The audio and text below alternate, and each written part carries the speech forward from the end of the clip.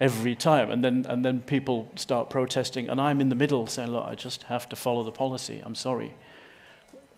One of my trainers did say to me one day, we're not actually here to take things down.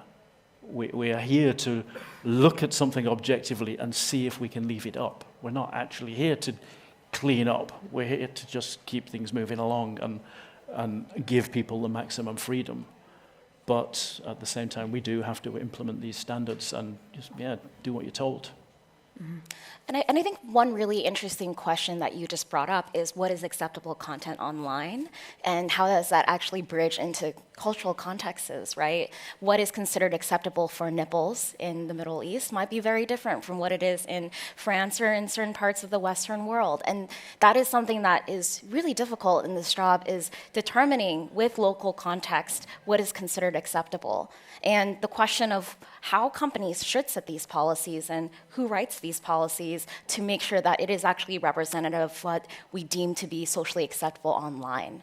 And if I may just add that, from our experience, there are actually two main challenges I would sum up. One is the psychological one, and I totally got from your explanation that you not had to screen horrible content for 8 hours a day, but we know a lot of people who did. And we cover them in our film, and they are mainly in the Philippines.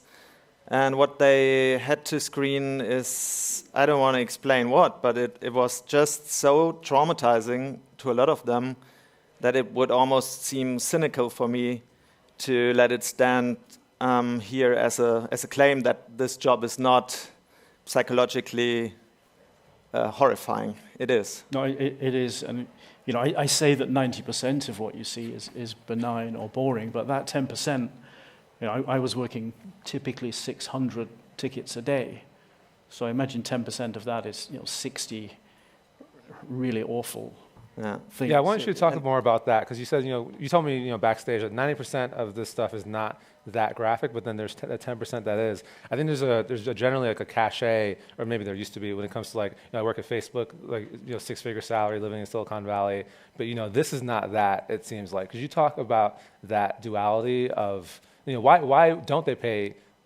content moderators the same way? Why don't they get the same benefits? €12.98 per hour.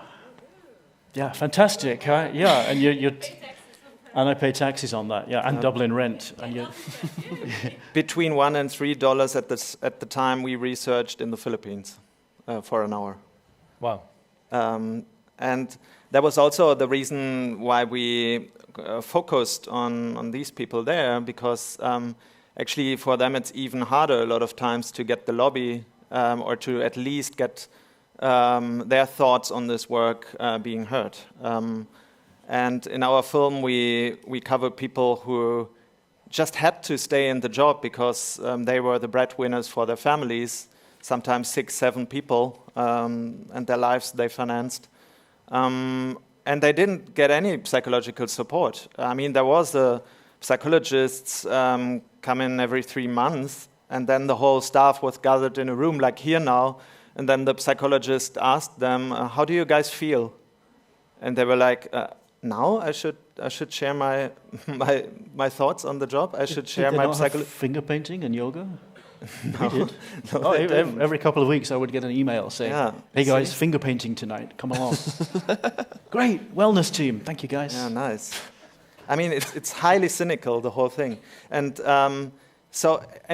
a lot of people just stay in the job for, let's say, 3-4 months, and then they have to leave because otherwise they just can't cope anymore with the psychological damage they are suffering from, and then they are just left alone. There aren't any psychologists following up with them. They're just left alone, and you never know when the trauma will join you.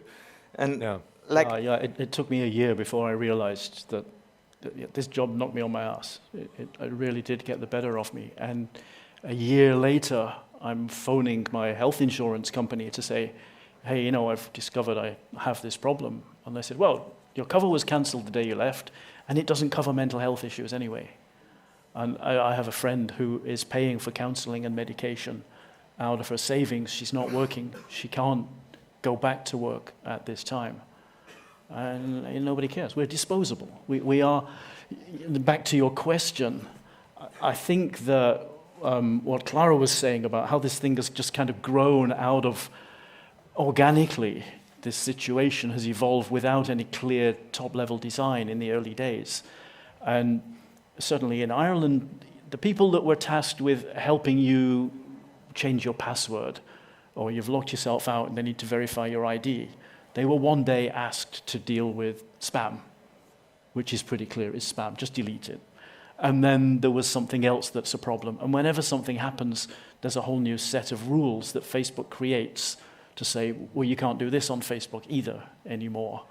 And now it's this massive, massive set of documentation that you have to master to a 98% level of accuracy. Yeah. But you're still treated like a guy whose job is to say, yeah, this passport matches this profile picture. Mm-hmm. And you're expected to reach the same level of accuracy all the time. And you can't, because you will never make enough detailed rules to cover every eventuality and expect somebody to hold them in their head. Mm.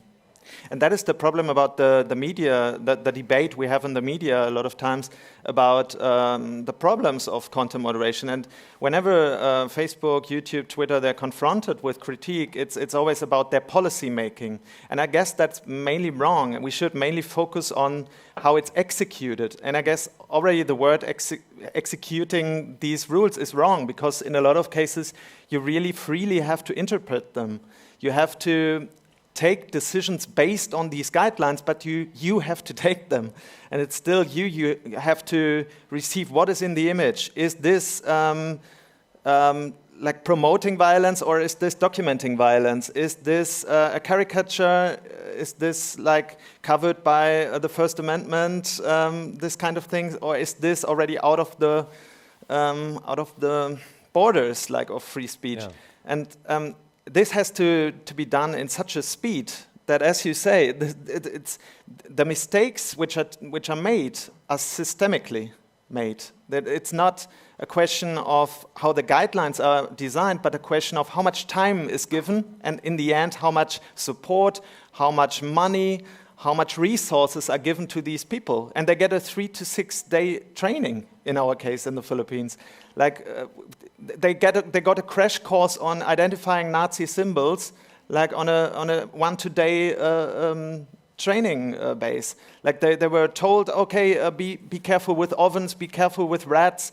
These might be anti-Semitic, but they didn't have any clue about the context of the hate speech of neo-Nazis in East Germany.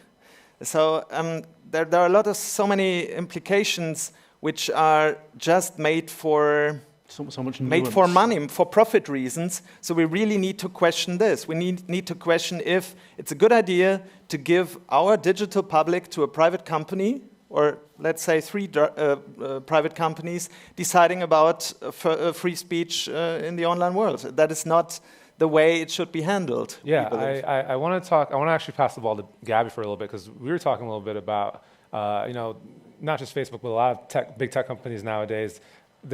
For a while, they would frame themselves as kind of like, saving the world. Like, we're doing this because we're doing it for the better of humanity. But everything you hear about content moderation feels so opposite of that. I was hoping you could talk about that duality a little bit. Yeah, so a lot of these companies, they're marketing to get new, and I don't know how it is, because I live in Germany and there's 1,000 content moderators in Berlin. So I just looked at mainly at Europe and the way that they're marketing here. They use superheroes as costumes, like come be a superhero, clean up the internet, have a healthier internet. One advert in Germany for a German content moderator asked questions like, do you love social media and want to be up to date with what's happening in the world? And if you know about what actually the job entails, it doesn't include becoming a social media guru. So I think that the positioning, and then people apply and they think that they're getting these jobs, and the actual reality is horrendous. And that disconnect with what you think you're doing and actually keeping content online that you don't think should be online is extremely damaging, even before you think about what people are seeing. And for the work that I'm doing with human rights investigators, the kind of 6 buckets of strategies that are the most useful is to be able to control and know why you're doing what you're doing, to be able to be selective, to be able to identify what your triggers are, to control your physical environment that you're viewing the content in, to talk to other people, like have peer-to-peer support, and then be able to tell your managers that you're struggling. All of those 6 things I just said that are the most helpful things are completely like the opposite of what you can do in these companies. You can't tell anyone you're struggling because you're on a short-term contract. You can't be selective. You cannot have any control over your environment. So they go against it. The system needs a complete overhaul. And I did want to add, one of the reasons why this came about is most companies, they don't really deal with the problem of terrible things happening on their platform until it's a crisis management situation, where they're suddenly having to scurry, find contractors at scale to suddenly deal with all the PR backlash that they are getting. And that's a huge struggle, not just for contractors that work for companies, but also for employees that have been at companies for 10, 15 years now that set the original content moderation policies. They're dealing with the bureaucracy of fighting for the rights of users and some of the hardest things that they see day to day, setting the right policies and pushing against the ROI of the business, pushing against advertising policy teams who are looking to help the company make money.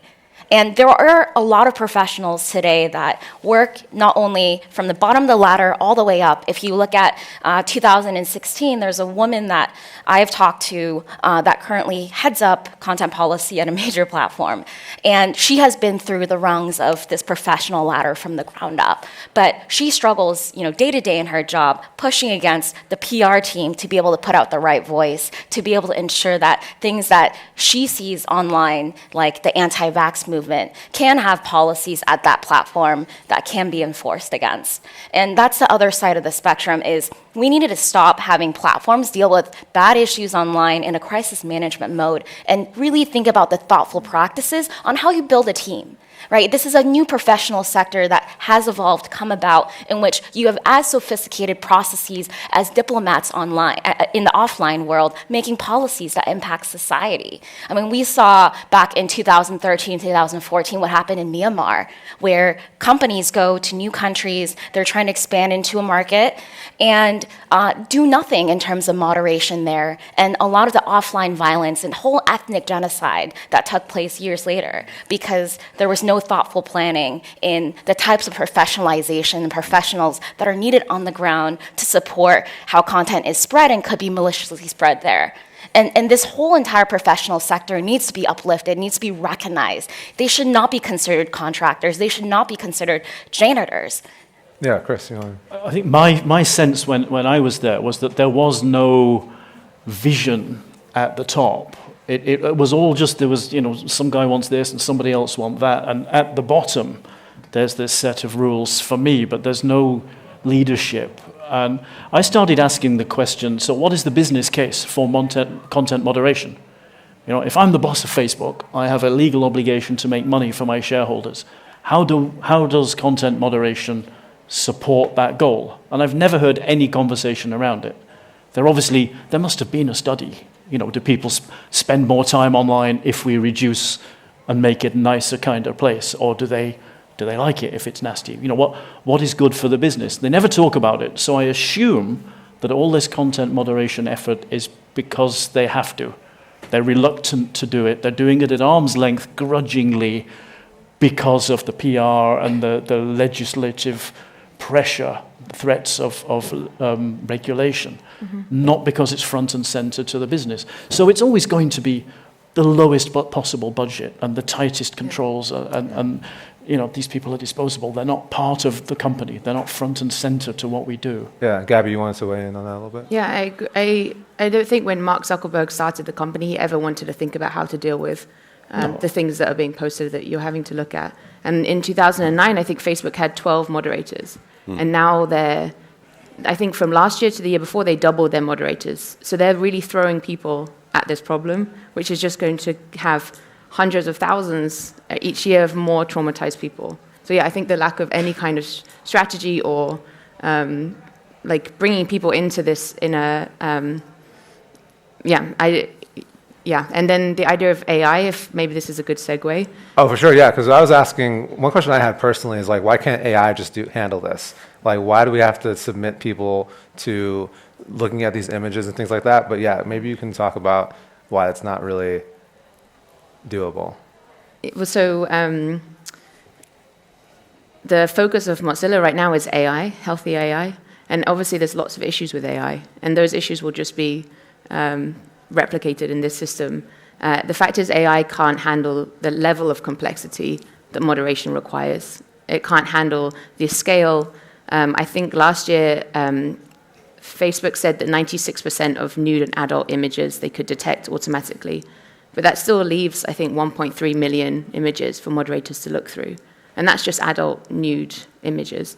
So I think that the scale makes... It's a very simple problem relative to, compared with, if I get 500 words stream of consciousness because Doreen's boyfriend has got a new girlfriend and she's a junkie and and I have to go through, not line by line, but phrase by phrase, saying, okay, that's a violation under section 4.2.6, and that's a violation under section and after listing all of them, this is the one that I take action on because it's the highest on the... We have a hierarchy of actions. This is more important than this. Spam is more important than child abuse, for example. And I have to make the right decision based on that. And I don't see how any AI is going to do that in the near future. Because you still, also just one, you still need humans to create the training data sets.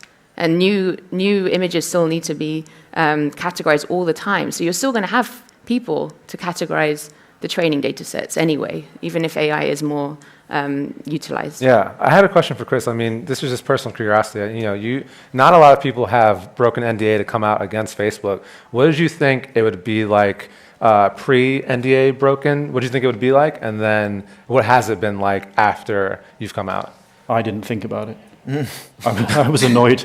I'd had a contact from a journalist, Jen O'Connell at the Irish Times, and she just wanted to talk off the record, get some background, get some ideas, and I found myself getting really upset in the interview talking about the content, and this was the first time that I'd actually talked about that, and I kind of went away and I saw a doctor, and I broke down, and she told me I had PTSD, and I came out like, what the fuck have these people done to me?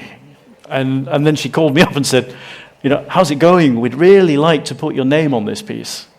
And I said, fuck yeah, let's bring it on. Yeah, because what I'd realized when I, for the first time, had this open conversation with somebody on the outside was that we are silenced by these NDAs because they don't want anybody looking at what's going on. They're avoiding any external oversight or criticism by using the law as a weapon. We're being threatened. And I had a call a couple of weeks ago from a former colleague, still at CPL, the company I was working for Facebook, and they said, hey, I hear you're being sued by Facebook. I thought, no, I have not heard a word from Facebook. Not one contact. They didn't even give a statement to the journalist who asked them to respond to what I'd said. They're they're just hoping this problem will go away. Who told you I'm being sued? Oh, my team leader. And your team leader is trying to manipulate you and threaten you and silence you. Your team leader has lied to you to obtain compliance. And what kind of way is that to treat your staff in a modern democracy? In a company that is dedicated to transparency and openness and sharing information. Privacy is dead, Mark. Yeah, this is supposed to be the world where everybody's accountable for everything, except for the companies with the power. I think this is really important because we experienced exactly the same in the Philippines, that this is a very, very secretive industry and everybody is not allowed to talk about what they are doing because everybody signs non-disclosure agreements, and especially if you are traumatized, this is the worst which can happen, that you're not allowed to talk about your emotions, not allowed to talk about what's happening. Can't talk to anybody. Not talk I've never talked to my wife about this work. Exactly, yes. And this is what it makes so difficult to research about that work, and also for the employees to deal with that kind of work. And whenever you hear Facebook or any of these companies talk about this, they always pretend they are transparent because they share the guidelines. Come on, a company which asks its outsourcing company in the Philippines to let their employees use a code word. And that is true. They used a code word. The first challenge we had in our research was to find out about this code word, because only by finding out the code word we could then identify the people who worked for the companies, because they were never allowed to share with anybody, not even internally, inside the company, who they worked for. And they always had to use this code word Honey Badger Project. This was exactly it in the Philippines at the time we were researching. Honey Badger Project was Facebook. And everybody inside the company, inside this account, knew that whenever they talked about with anybody else in the company, they had to use it in order to hide as perfectly as possible what they do there. And that is, I guess, the opposite of being transparent. They do a lot. They hire a security company just patrolling around the office rooms. They threatened us and threatened the people talking to us that in case they share anything about the company, they can be sued. They can not only lose the job, but face fees. It was really horrifying when we were there, and we really had to find a way how to make this film. And it took us so long to find a slight legal way how to, on one hand, protect the workers, the employees, and on the other hand, to make this film and to make it in a way as clear as possible. Yeah. Claire, I think I jumped over you a couple questions before. Did you want to jump in? Yeah, I did. Well, I did want to go back to what Gabby had pointed out about AI, right, and automation. And one of the biggest fears for AI is, will a workforce that usually does a lot of the manual work be automated away one day? And when do we decide to bring in contractors into the fold versus using other types of technologies and processes? And that's a lot of my research, is really looking at the tools that most professionals use today to determine acceptable content online. How do you do detection? How do you do enforcement? And how do we build it in a way that can map to the complexities of the decision-making of what is allowable speech online and what isn't, and at enormous volumes? And so, for example, for most people that have seen in the news what happened during the Christchurch shooting, live stream video content, there's a lot that we can learn from child online streaming, for pornography back in the early days that were operational practices. But there are things that are really hard to do with AI alone. And so an example with Christchurch was, because the volume of content was spread at such strong speeds, it was really hard to have human moderators come in and quickly take down one by one. And so one of the operational practices Facebook did was use AI to be able to quickly take down that 17 minutes of graphic content and to be able to do it quickly at scale. But there are very different processes for how a company, for example, responds in the instance of a foreign influence operation, when there are foreign actors that come in and try to manipulate content on a platform, and users seeing from the other side their accounts being taken down for no reason. There are very complicated decision-making in which more and more technologists are developing different tools, from detecting deepfakes to other types of approaches for how we can respond to different types of content, and how we can also minimize trauma when it comes to what is at the end of the totem pole. Facebook, I think a few months ago, with all the reporting from films and from Casey Newton's piece back in March, really talking about, they started to push out some tools that can actually blur out some images that content moderators see. So there's different experiments that have been happening, but again, it's really, really hard to completely use machines as the dependent way of assessing content, because it does push against privacy, pushes against freedom of expression online. And Yeah. I want to ask a couple more questions before we kick it to the audience, because we're running low on time. I know when you say the Honey Badger Project, that's just wild to me. And I know, Gabby, you studied a lot about how other companies kind of work on moderation. Why can't the companies who maybe get it right, why can't they apply some of the same things they do there? I haven't found any companies that can, because companies are motivated by making money. So the people I interviewed were people who worked on creating these data sets for AI, so child exploitation, people that work on child exploitation, people that work on human rights violations, journalists, lawyers, film editors. And the reason they can get it right, even though no one's really getting it right, and that's why I was working on this, is because they're able to take the time and they prioritize people, and that they're able to think about really important questions that all of this work brings. And I think that the reason that these companies are struggling is because none of the strategies will work because none of them support quick, speedy decisions. Yeah. I also agree that the core problem is not technology. The core problem is that we, as different societies involved in this massive humanity project called social media, we are not yet clear about how we want to define freedom of speech, for example. Like if you only compare the definition of freedom of speech in the US with the definition in Germany, where we come from, for example, that's completely different. Like, what do you consider to be acceptable, what not? That should be something we as the, not only users, but the members of these social media projects should discuss about publicly. And we don't claim that it's all about, that all the fault is on the side of the companies. That's not true.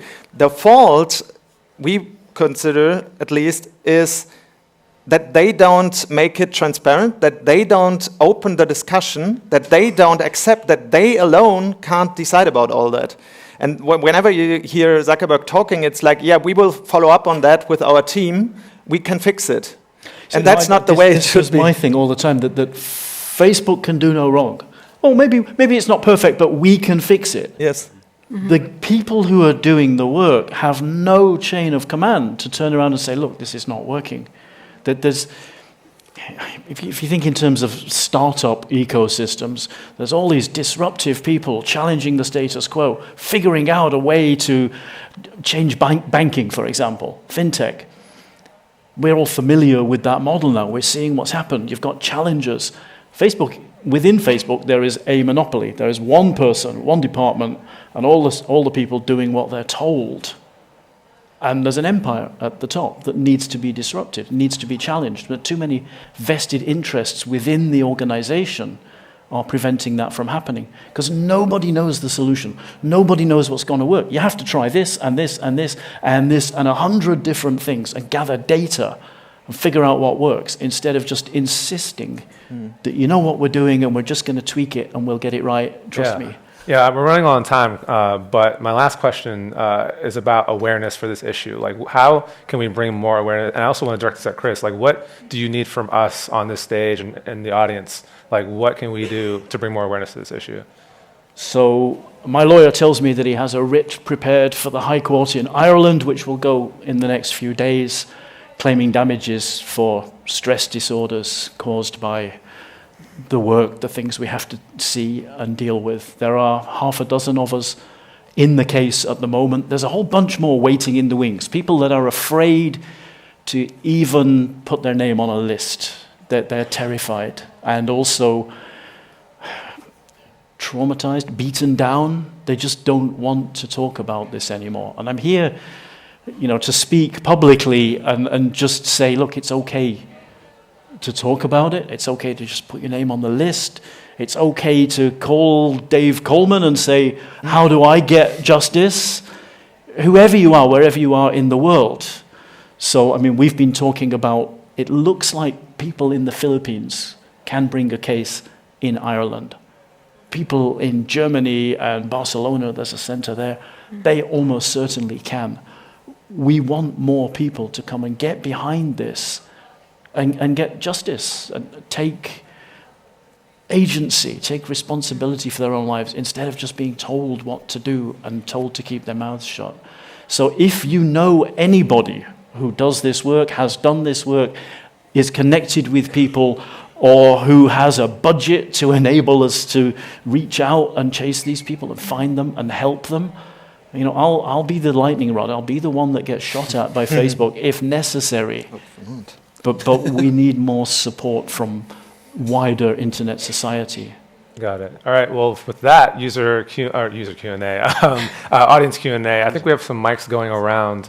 So I'll let Kevin take the lead on that. Here we go. They're here. Can you hear me? Yeah. Yep. All right. Actually, one of my questions, I have a few friends more in the Silicon Valley side who were also hired through these contracting companies to do this work, and a few of them did try to get some legal help, but they were told that because of the way this is done through these contracting setups, that you can't really get at the company which is hiring these contracting services. So I was wondering what the legal side looks like there and how this is set up with these shell companies, and if you have any sort of input on how that can be addressed. Yeah.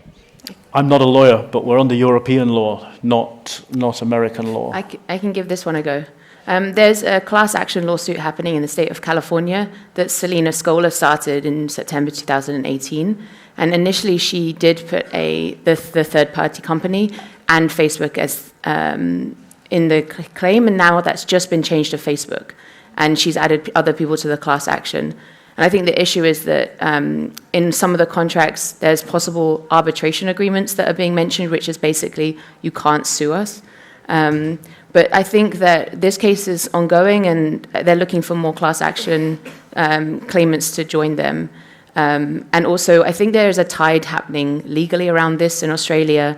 A media outlet called The Age has just been successfully prosecuted for negligence and duty of care around PTSD, and the claimant was awarded 180,000 Australian dollars. So I think that there is a tide. But yeah, definitely the contracts that people are signing are not helping. But I would look up Selena Scola's case.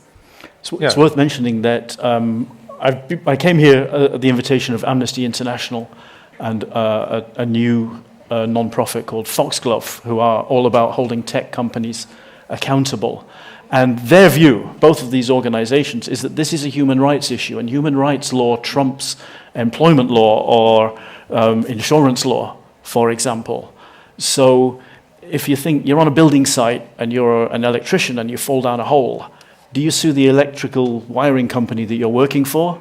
Do you sue the major contractor? Do you sue the guy who left the manhole open? At the end of the day, it's the people that are operating the building site that are responsible. And I think that principle holds true with these cases as well. And that's why we think that people in the Philippines, for example, are able to join our action in Ireland.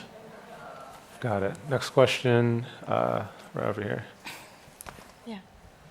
Thank you for this panel. I have a question. I sometimes feel like there's a disconnect between debates around ethics, AI, automation, where oftentimes human intervention is seen as not maybe the only solution, but as something that's very important.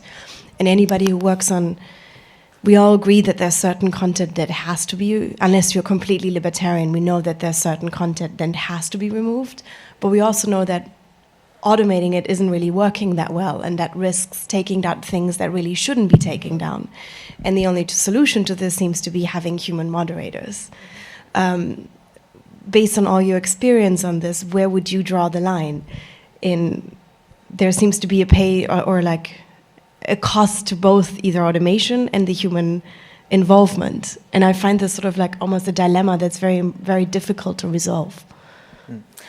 Yeah, and I think this is the really important point that I've been trying to drive home is we need to uplift operational practices in this space to the complexity that it reflects freedom of speech while protecting people from seeing the worst that is possible. Right now, companies don't have shared operational practices on how to deal with all types of crisis moments when it comes to terrible content landing on their platforms. Twitch, for the first time, never had to think about someone doing a live shooting, a few weeks ago, and they suddenly had to figure out an operational response. Should we take that down? Should we leave it up? How do we ensure that it's not spreading to third parties on encrypted messaging platforms, right? And how do we ensure that other platforms that are looser with their terms of service are not hosting that kind of content if illegal? And it's really, really hard. A lot of countries all around the world are thinking about regulation of content because they have no idea what to do. And they don't have any idea what they can do to ask companies to better deal with all types of threats, from foreign influence to terrorist content to disinformation.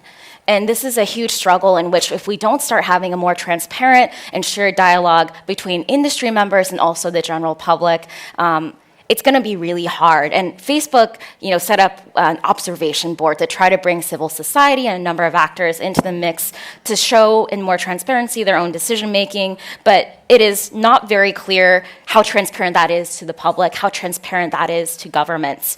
And so really what needs to happen, at least from the industry side, is much more information sharing around operational practices for us to be able to have the right tools to be able to deal with all types of content at scale. Maybe if I may add one example, which is actually based here in London. It's called Air Wars. Some of you may actually know it even.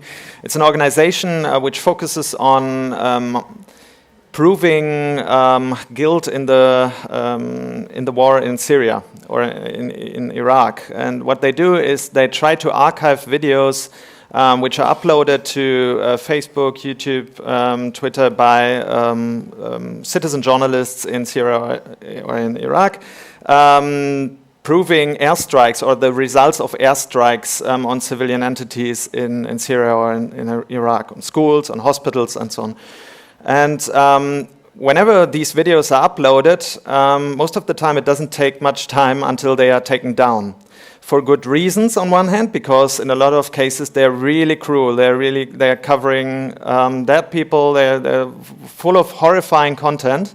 So it's really hard to actually claim that these videos should remain on social media. But on the other side, if we think back on what dreams we had about social media, about the emancipating effect of social media, this is maybe one of the last things remaining as a potential on social media, which we should defend, that this is also a way when the Western media, conventional media, is not interested anymore in covering everything from the Syrian or the Iraq war, that at least civilian citizen journalists have a forum there to still reach a worldwide audience and to make their points.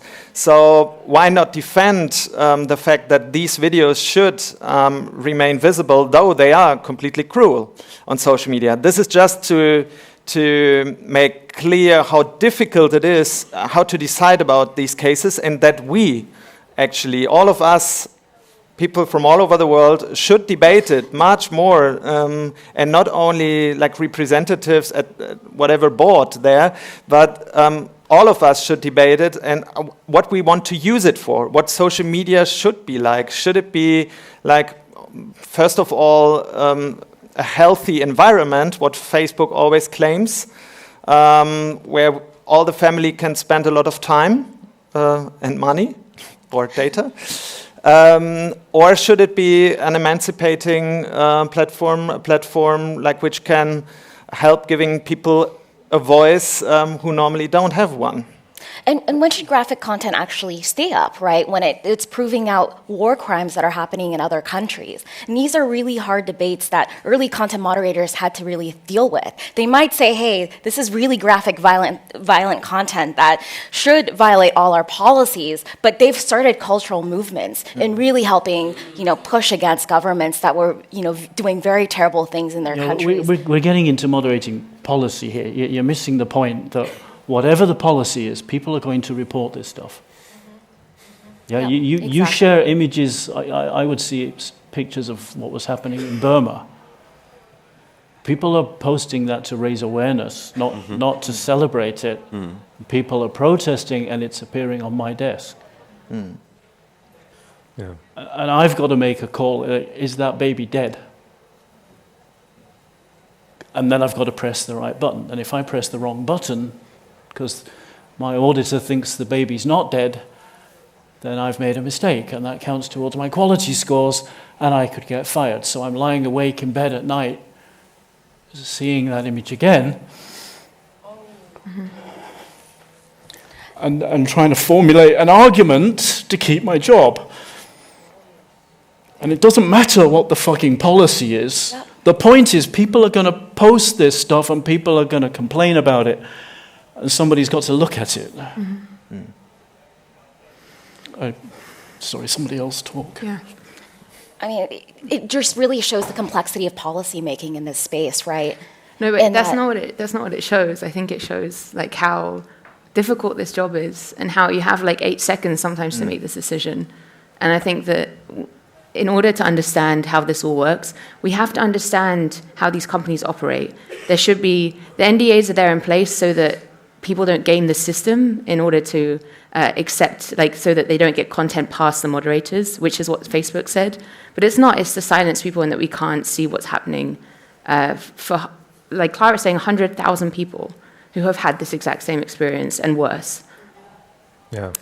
Should we do one more question, or I think that's it then. So yeah, I want. Could you clarify the name of that organisation? Air Wars. Air Wars. Air Wars. Okay. I can Yeah. give you a contact later if you like. Nice. Yeah, I think with that, we'll wrap up the panel. Thank you so much for our panelists today. A big round of applause for everyone on stage. We're going to take a... oh, wait, one more thing? Maybe just one follow-up. We definitely want to highlight this book by Sarah T. Roberts. She was one of the persons inspiring us a lot for making the film The Cleaners, and we also cover her in the film. It's a wonderful book. It has a lot of in-depth information about the topic. You might want to follow up on all the academic work of the people on the board here. You might even want to see our film. If you want to contact us, there is a way online. We hang around later on. Also, if you want to engage more in supporting the people in the Philippines, there is an organization called BIEN. It stands for a union, or a very small union in the Philippines, trying to defend workers' rights in the Philippines, especially in the click working industries. BIEN, it's called, like the Spanish word for good. And yeah, I think all these are, or onlinecensorship.org, it's also a site some of you might know, where you can claim whenever you find it doubtful why something is taken down. Nice. Okay, cool. Well, thank you again. We'll be back here in 45 minutes, 12:45, for the next set of panels. Thank you.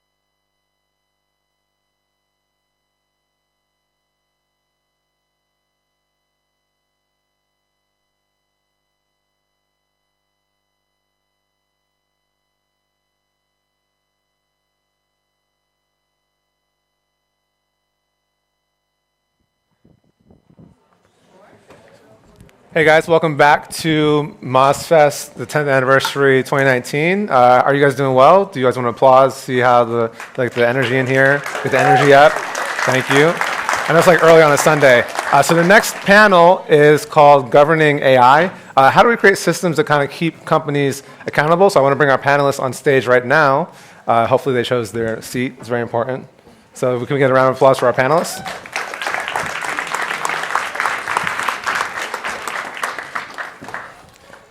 How are you guys doing today? Nice. So on the far, my right, your left, we have Matthias Spielkamp. He's the executive director of Algorithm Watch. He's also the founder and editorial director of Algorithm Watch. I just said that. Sorry. A foundation that sheds light on how algorithms make decisions that affect society. And then we have Fanny Hidvigi, European policy manager at Access Now. It's an organization that defends online users' rights. And she also coordinates AI and human rights work. And you were also on the EU Commission in the past? That's... No, but we are together on the expert group on AI. Oh, there we go. That's what it was, expert on AI. Next to Fanny is Philip Dawson. Philip Dawson leads public policy at the Canadian company Element AI. And you're also involved in coordinating work on AI and human rights. And then we have Gry Hasselbach. She's the co-founder of the European think tank dataethics.eu, and you're a member of the European Commission's High Lead Expert Group on AI, same as Fanny, yeah. So let's talk about AI. I want to start off by asking you guys, tech generally makes things better and also in certain ways worse. How does AI fit into that? Maybe, Gry, you can start. I think in general we just have to think of AI as we've always thought about technologies in general, that they can do good things and they can do bad things, but it all depends on what kind of context and what kind of frameworks that we use them in and develop them in and design them in. So in general it all depends on how it's built and how it's adopted. And that's how we have to think of AI as well, not as this new emergent thing that changes everything and disrupts everything, but it has to build into existing legal frameworks, for example. And now here sitting in this room, it's always good to emphasize the human rights and fundamental rights framework and these things. And we have to kind of make things fit in the human spirit, like we've always done. Great. And I guess for anyone who wants to chime in, there are a lot of problems with society when you don't even account for tech. What are some problems that AI has maybe exaggerated or kind of worsened? Yeah, I can give a couple of examples, I think, because that's, I completely agree with what Gry said, but there are, I hope not many people have heard me talk, because then they heard me use that same example, or not the same example, but the first law of technology by Melvin Kransky that says technology is neither good nor bad, nor is it neutral, right? Because we are always using it in that specific societal context, and when we are looking at these automated procedures that are being used, especially in automating welfare systems in the last couple of years, then it's really hard to come up with some good examples. It's easier to come up with bad examples of automation not working for the people who are affected by it, but rather using it to to surveil them and to curtail them. And there was even a very critical report, I don't agree with 100%, but by the UN Special Rapporteur on Human Rights and Extreme Poverty that was looking at the digitized welfare state. And it was basically blasting most of the attempts to use these kinds of systems there. And it's a shame because, as Algorithm Watch, and I think many here in the room share that sentiment, we should be using these developments for individuals and society's advantage and not the other way around. But this is why we need to keep a very, very keen eye on how they are implemented and how they are used. And I would add that some of the challenges you can just simply call human rights violations. They are not just simply challenges, and they are already existing, while the benefits is still a bit more blurry. So I think we already have to recognize the failures and try to correct that, and not just think about future options. Got it. So I think I would add to just what Fanny said, that I think what makes AI's risks to different human rights a little different is just the scale at which this can take place, and often in insidious ways. So, we're all very familiar about privacy, but the extent to which our freedom of expression and opinion is affected by our activity on online platforms and in social media is, the principal communication channels that we all use now. Like, we're not often aware of the ways that that's operating, and it's happening at a huge scale. Another thing I would add is just is the deference to opinions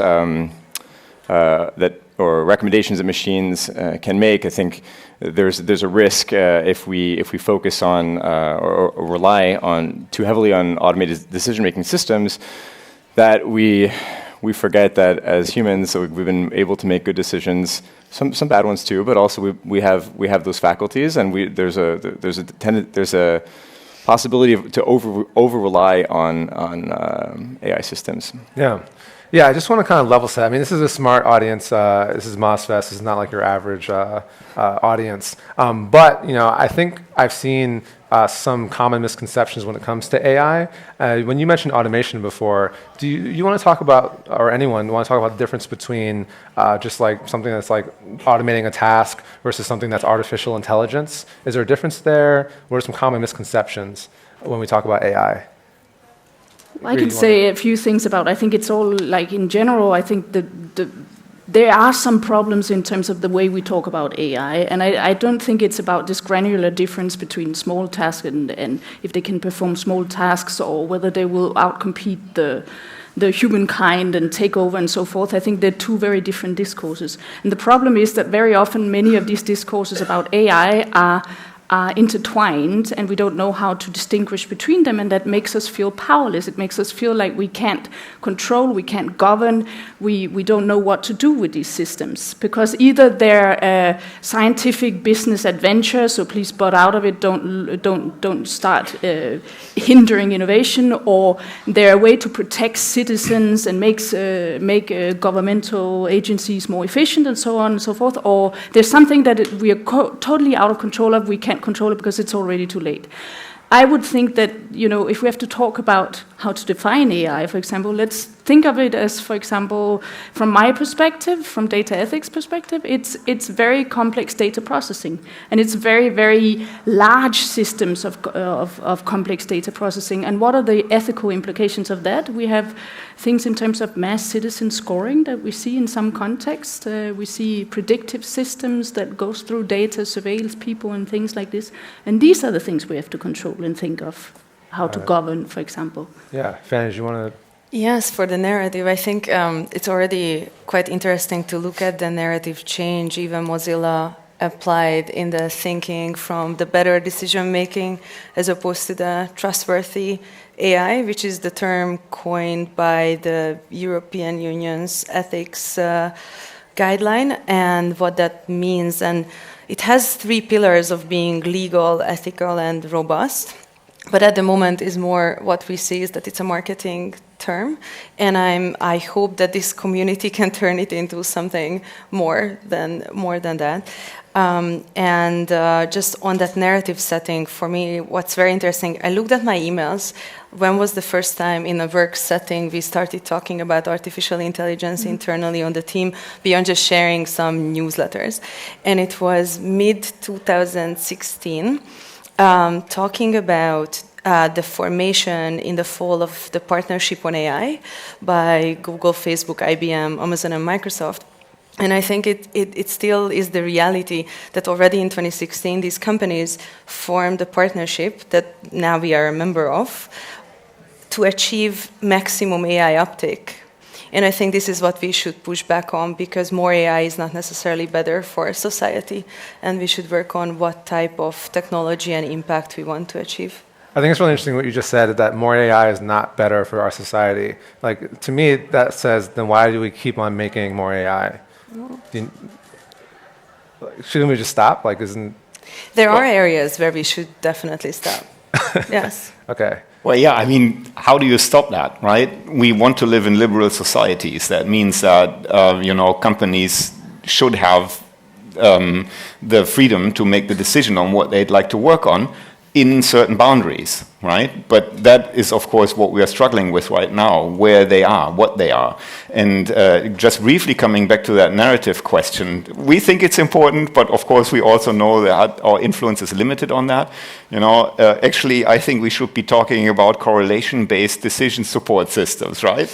How does that work with a larger audience? It's not going to work. Yeah. But it's important that we keep in mind that this is what we're talking about, or I think that's at the core of what we're talking about when we're trying to identify the challenges that we have, because we are looking more and more at these correlation-based decisions instead of causation, right? And this is a fundamental change, because we just assume that because there is massive amounts of data and we can detect patterns in it, then that needs to guide our decisions. And this is what's problematic, and this is what we need to understand better, and then also take precautions, because we are not going to get away from that anymore, and it's helpful, we wouldn't have systems that are able to automatically transcribe minute session notes, voice recordings and stuff like that if we weren't using those technologies, because what we had before failed.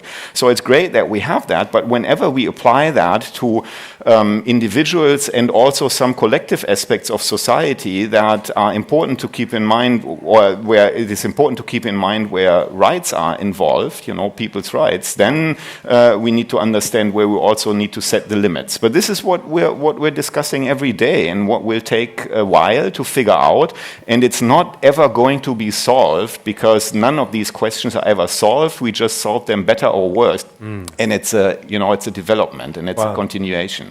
Yeah, I think with that said, I want to get into like the meat and the potatoes of what we're here to talk about today, which is governing AI.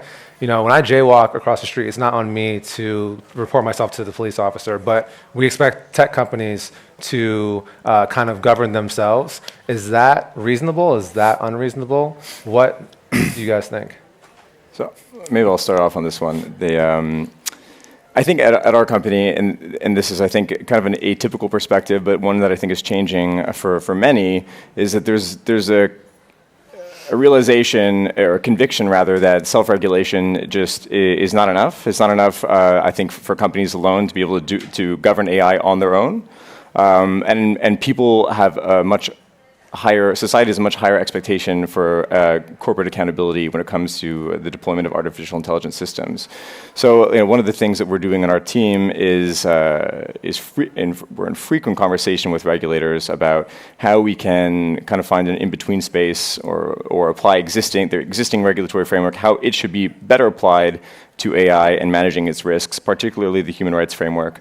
And then finding ways that we can, through kind of a light touch approach to regulation, introduce greater accountability, either through different reporting requirements for impact assessments and things like that. So I think the conversation is gradually shifting. I think there's a growing consensus that self-regulation is not enough, and that the new reality that companies have to deal with is, what is that regulatory landscape going to look like?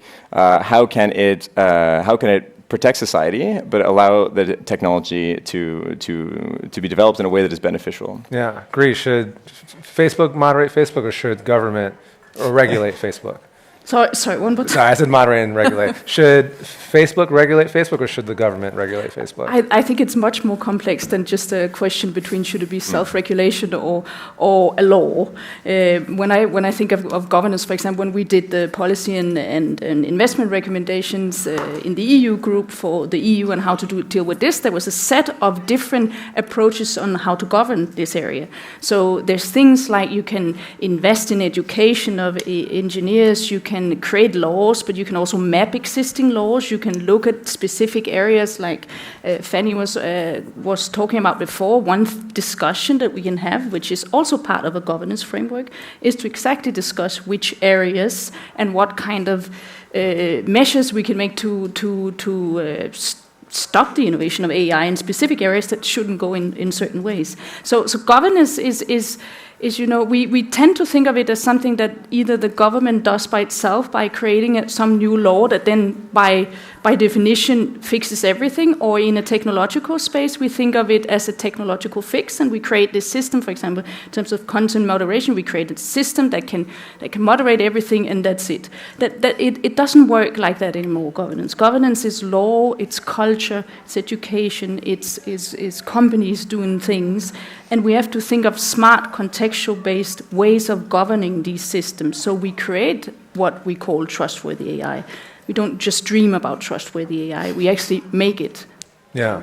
I'd second that. At the same time, I would also warn against this narrative of, do we need regulation? Of course we need regulation, and all these companies and processes are already heavily regulated. There's no such thing as an unregulated Facebook.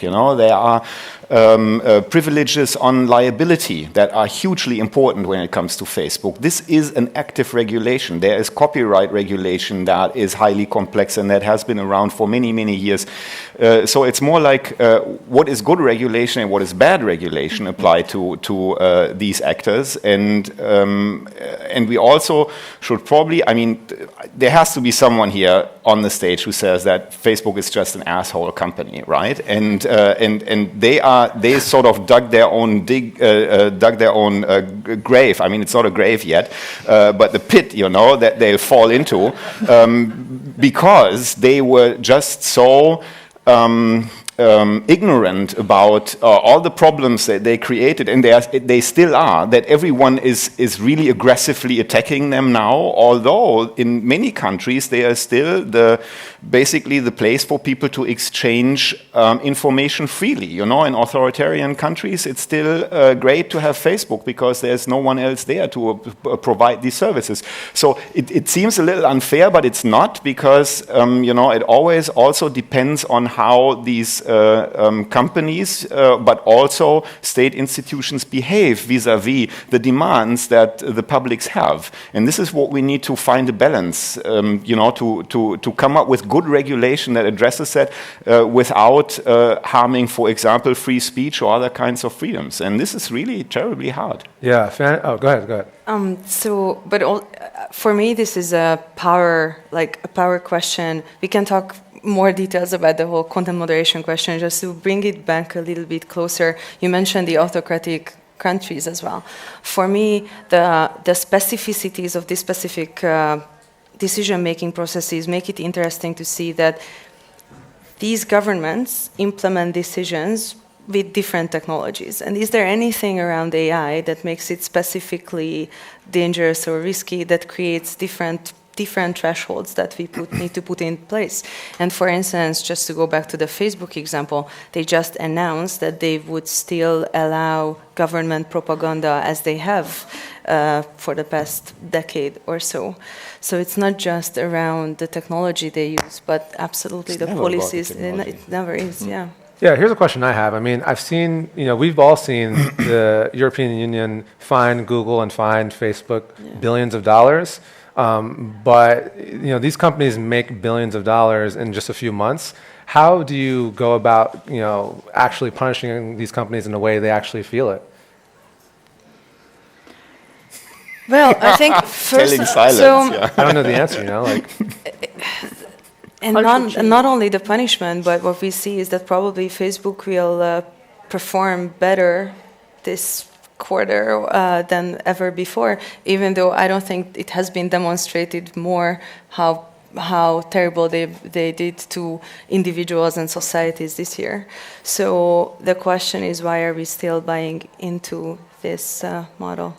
But I also think that like these fines, for example, and the new laws we're creating in these groups, where I think we could kind of choose to look at them as symptoms of change. And change, it doesn't happen very fast all the time, but it consists of different things. And we're having, I've at least seen within working in this field within the last 5 years, an incredible change in how we are addressing the risks and the issues of Facebook and Google and the way they deal with things in the press, in normal speech. I remember going into a room and having to fight for these things.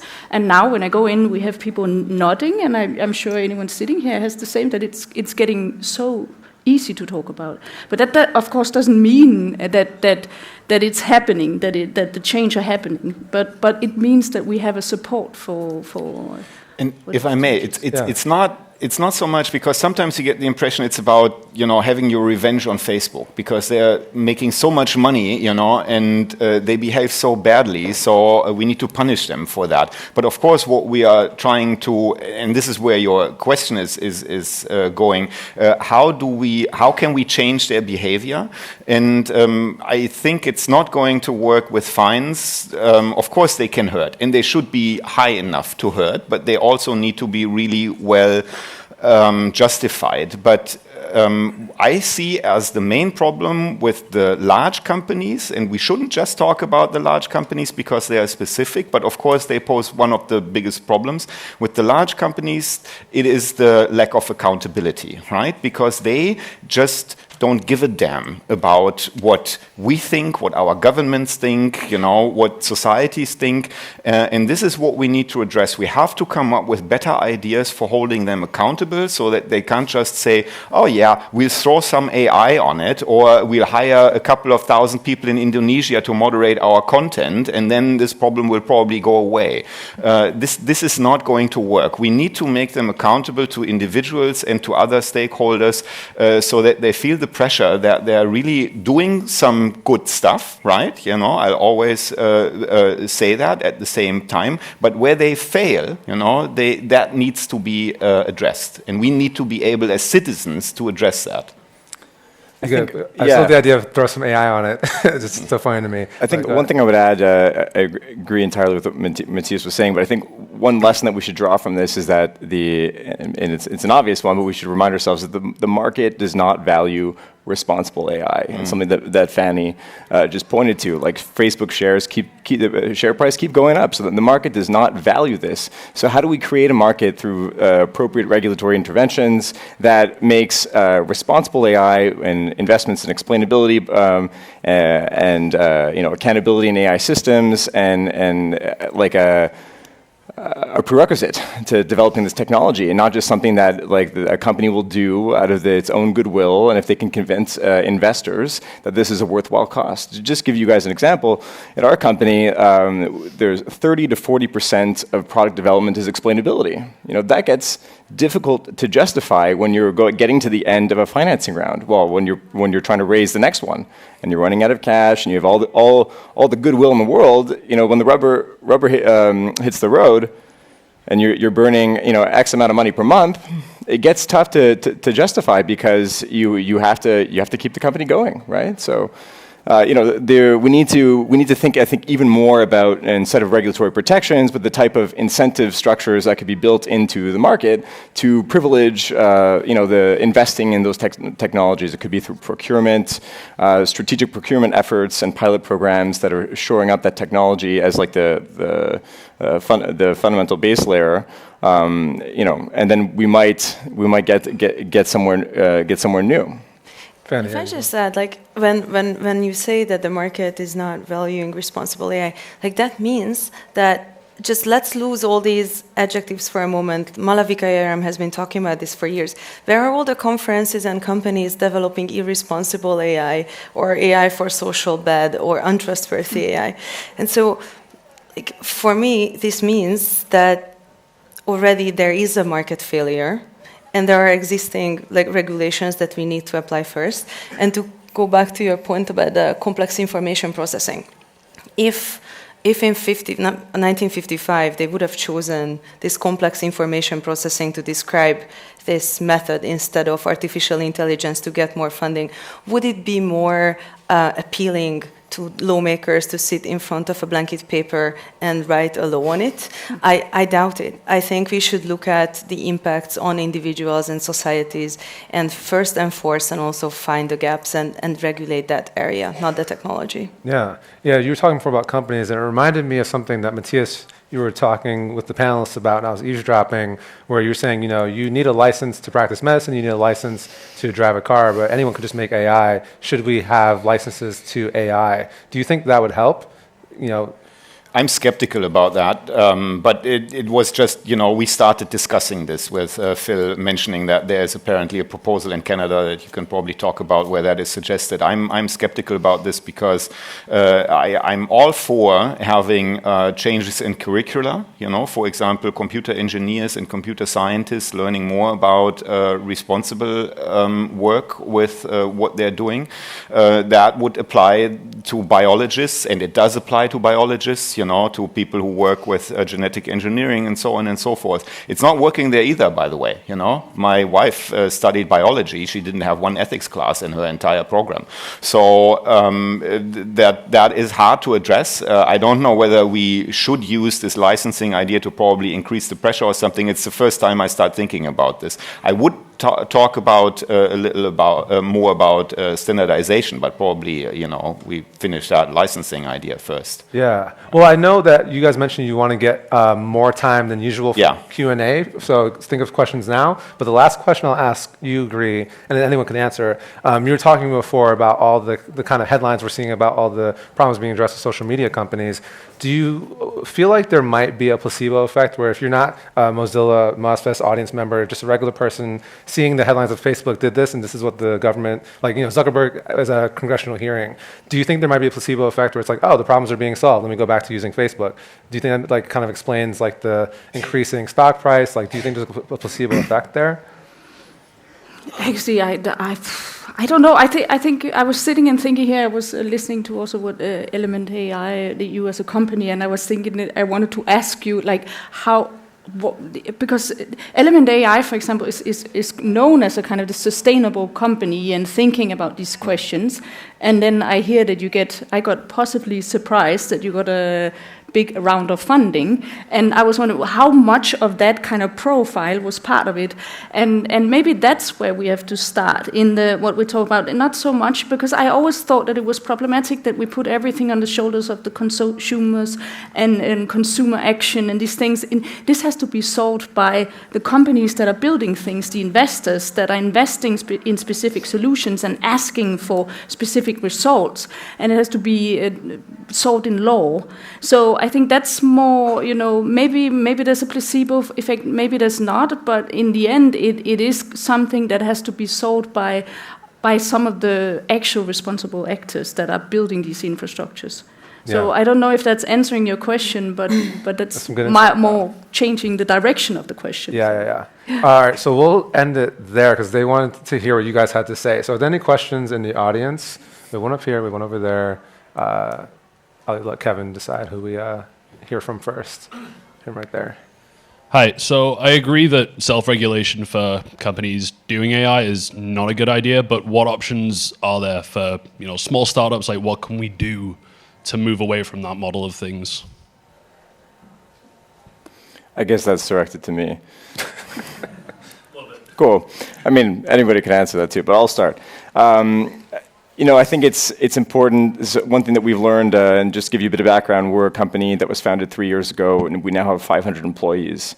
So it was the scaling of happened very quickly. There's phases when I was hired where we were hiring 20 employees every 2 weeks, and so when you're doing that type of growth, it's very difficult, I think, to ensure that the ethical framework you've developed gets operationalized, socialized, and passed down to all the new hires.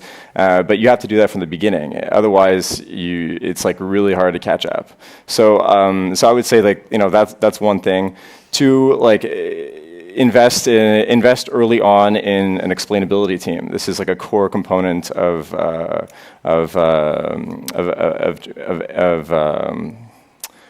I'm looking for a word, but of AI that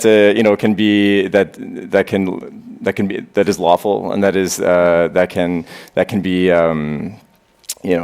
contested and that will be more just. So those are two things, and then something that we're working on now is to look at different types of impact assessments on products that are a little bit more mature. Because as you probably know, if you're working in a startup, the product roadmap can also be a bit of a moving target. So like, do you invest heavily into like a kind of a new process for this design when you're not even sure that it's going to be something that you roll out, right? So I think it's like a tough game to a tough negotiation to do, but like also start early with the type of, if you know that the main risk of your system might be bias and discrimination, which is often the case, and it is in some of our products, then you just start early, So I think that's what I would say.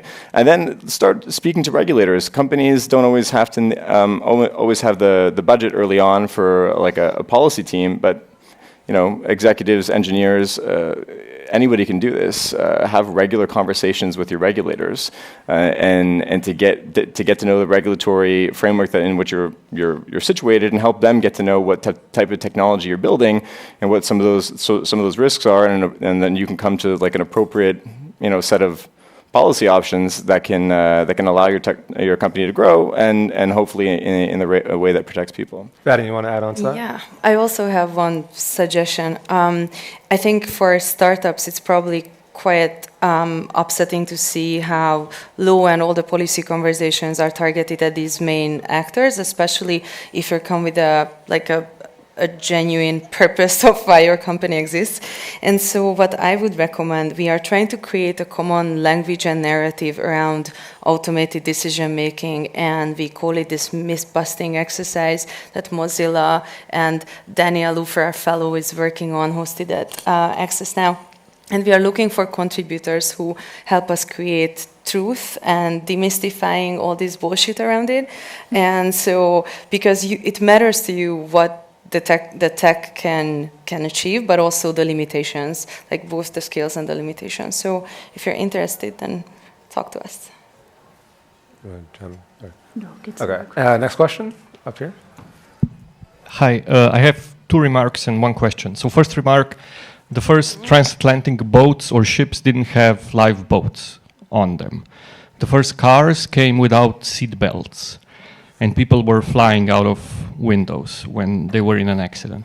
What I'm saying is that industry was, throughout history, very bad at effective self-regulating something that was obvious from the beginning. So here's my question. How do we make this whole process of regulation and self-regulation and whatever lies in between move away from this spectacle of here's 5 people on stage, we're going to save the world in 1 hour, and then we're going to go for a beer, to the place where we go, okay, you do this, I'll do this, and you do this, and in the end, hopefully, every ship will have a lifeboat, and every car will have a seatbelt. We're actually going to save the world in 40 minutes, but you can. Yeah, that's really unfair. I think I thought we'd come up with a solution for that. But seriously, yeah, of course, you're right. And this is also, I think, the four of us agree on that, that everyone has to work on different parts of this problem. And even saying this problem is a problem, because we're not looking at one problem with one solution, but we're looking at a ton of different challenges that need to be solved. And one of the ideas is that, for example, like in the car industry and in other industries, there can be better standardization that then at the same time means that people in companies know better what to do, how to develop their stuff for it to be, for example, more transparent and allow for better accountability and explainability. And then the regulator can, for example, decide to give some liability privileges, because if you apply these standards, then if something goes wrong, you can at least prove that you've used the state-of-the-art testing and whatever it is. And I also think that it will take a long time to come up with all of this. And again, it's never done. In Germany, I don't know the numbers in other countries, but in Germany, we still have 3,000 fatalities each year on the roads, right? That is a very high price we accept for mobility, right? But it has been much higher before, and everyone is still working on this. It's in the end, it's about society coming to sort of a conclusion on what we are willing to accept. Agree. You want to jump in? Yeah, I mean, I was just thinking about mentioning the cars and everything. And if we think of the history of cars and pollution and all these things, then we can think back in the 1950s where cars were polluting a lot, and we were building these. There were these gigantic American cars going around, for example, which was the most popular cars. Then we get the 1970. There's the Clean Air Act, regulatory approach. Then you get scientists that are tracing pollution back to cars, and then everything evolves with different. Every group has their own expertise that they work together with on one goal. The next goal is, of course, if we could get electric cars. But it's more to say that every stage and every actor has their own expertise that we somehow have to. That's what I'm hoping that we can kind of do in these kind of forums. This is an awareness raising exercise, and hopefully whatever this exercise gets into, it will feed into these processes of regulatory frameworks, of engineering, of scientists that are looking into the problems and the risks of AI, and then in the end we'll probably be somewhere where, for example, we have a scandal like the Volkswagen scandal, where you have engineers that are actually prosecuting for building cheat devices for cars that are polluting too much. So I think this is something we can learn from history. Yeah. And Fanny, you want to? Yeah. Yes, I have a few concrete suggestions how to solve, not how to save the world, but how to solve some of these problems. So first of all, I am a human rights lawyer, so if I don't believe in saving the world, then who will? And I hope you join me in this. But so the concrete topic, there are very basic areas where even though we still believe in the European values and fundamental rights frameworks and the enforcement of it, but still there are failures already. So there are two areas. We can talk about AI as much as we want, but as long as we don't have proper basic online protections for privacy, for instance, then what are we even talking about here? Let's not let the European Union get away with not concluding the e-privacy reform. That's one. And the other one, the EU, there are EU-based companies that are manufacturing technology that is being sold outside the European Union, and it's used to kill, to surveil journalists, human rights defenders, political opponents. So surveillance export control is another very concrete topic where we can all get better results in order for any AI-related regulation to be effective and meaningful. Great, and Philip, you want to chime in? Yeah, thanks. I want to make 2 points. I think in response to the question, which may not be super satisfying, but I think, like Matthias said, it's an ongoing effort. It's gonna be you chip away at it progressively with a group of people, maybe even people here today. But last week, Fanny and I were at a conference that Element AI organized with Mozilla to do kind of just that. We got together 15 different people from 15 different organizations across stakeholder groups, and we spent 2.5 days together trying to hash out what a regulatory framework for AI could look like, or a governance framework, whatever you want to call it, from shoring up expertise on AI and its risks within different government departments, so that they're able to more meaningfully apply their legislation, give it with giving regard to AI's risks, or to have different reporting mechanisms. So I think it's gonna happen progressively. I think we've seen that not a lot across the world, not a lot of attention has been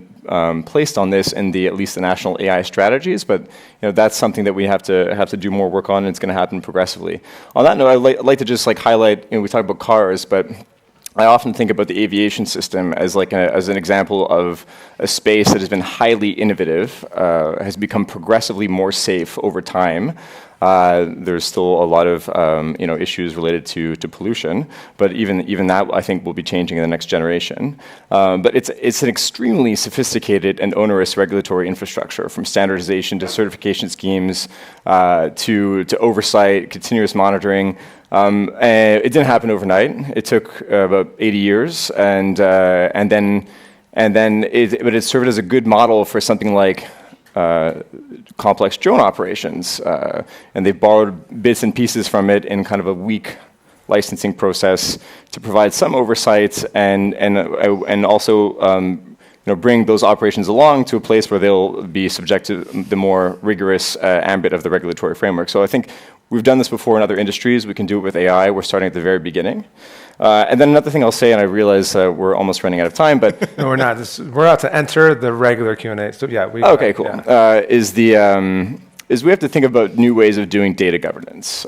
And there's been a few sessions at MozFest on data governance and specifically on the opportunity that something like data trusts could present. I also saw a session I wasn't able to attend on data unions, but we need to think of more ways of, from the very beginning, governing how we use data and having more democratic representation in how we make choices about how data should be used, greater accountability. I think it starts there. So I think a lot of the AI governance questions may be solved through different models and approaches to data governance. Great. We have some time for actually one more question.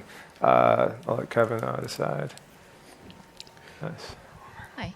I almost wasn't expecting that. Just to build on the reference to the aviation industry and the increased regulation, incremental regulation over time, that seems to have been happening in parallel, or maybe actually directly against greater rights of workers in that industry. And I'm really curious as to how you see the governance, growing governance of AI without the loss of kind of worker power, so that this emergent economy serves people economically, but also without the loss of accountability that comes from taking human beings out of more and more aspects of that governance. Ben, do you want to?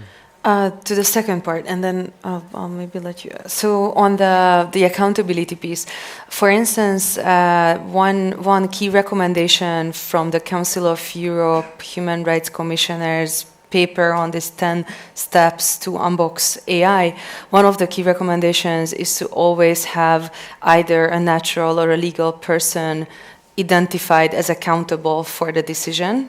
So I think that's the answer. Like, we cannot move away from that governance structure. Was the question related to workers' rights more about the use of automation and autonomous systems in aviation, or about conditions for workers in more generally? To be honest, both. I think there's something that happens just psychologically once more and more governance is around automated systems that has the psychological effect of removing the person from the center. That also makes accountability harder.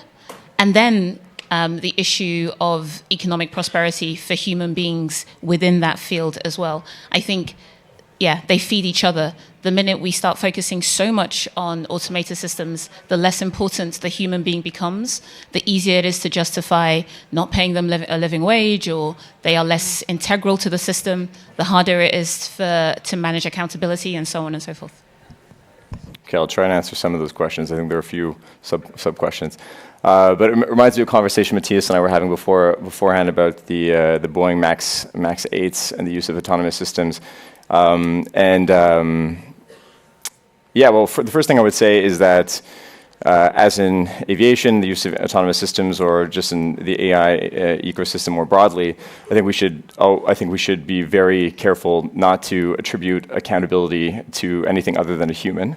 And in some case, that might be a legal person or it might be a physical person. But I think that we should not be confused about that. Is the accountability and liability lies with a person. And then with regards to workers. Yeah, I mean, there's the displacement of workers and the devaluing of workers. This is a problem, and this is something that companies and governments also, I mean, civil society more broadly has to address, and there should be policies in place, possibly with AI industries that are contributing to this, participating in programs to upskill, retrain workers, or should they so desire, or have some type of other compensation scheme. These are some of the options that could be considered to alleviate some of the dislocation that workers will feel. And anyway, I hope that answers in part at least some of your question. Anyone else want to chime in on that? Okay, well, I guess we can end the panel there. We can give a big round of applause for our panelists on stage. Coming up next, we have a long break. We'll be back at 3:15 where we have one more talk and one more panel. I'll see you guys soon. Thanks.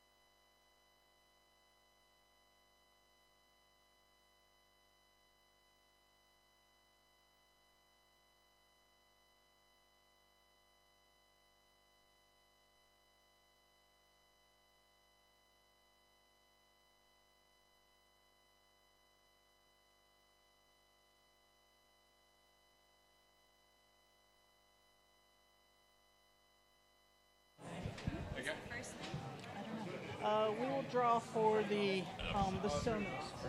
Okay, Sonos speaker. Yeah.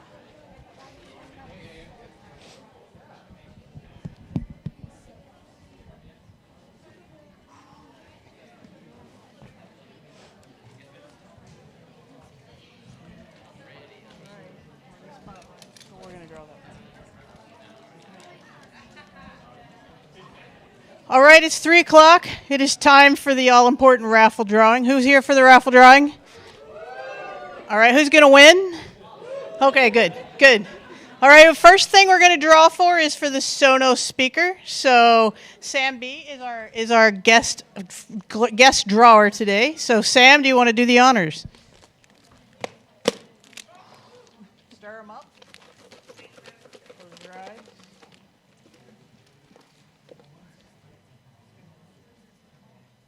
Okay, and the winner is, it's blue ticket, the top letters, and they matter today. I won't mess this up. Well, I might, but the AD, everybody's like, oh, I'm doing good so far, right? 748455, and the 3 letters that matter are, numbers that matter are 5, 4, 4. Do we have a winner? Anybody have AD 748455-544? No winners. All right, we're going to put this up on the Mozilla Twitter account.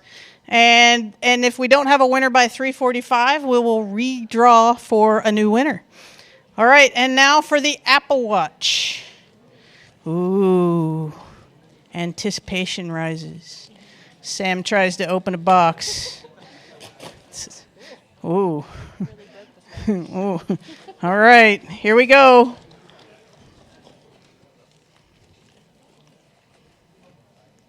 Stir it up good. Close your eyes. Eyes are closed. I can verify that.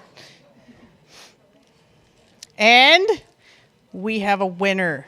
All right, this is an orange ticket. Do you have an orange ticket?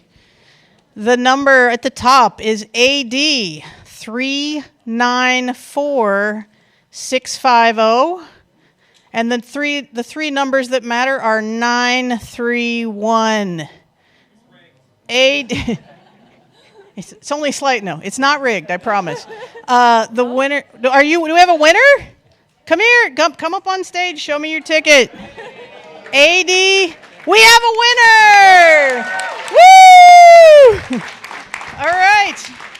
All right, so the Apple Watch is taken, but if you're still hoping for the Sonos, don't go anywhere till 3:45. Maybe the winner will check on Twitter and find it, but maybe they won't, and we'll redraw at 3:45. So thank you, guys. Can I get a photo of you with the ticket? Let's do it out there, and we'll give him a credit.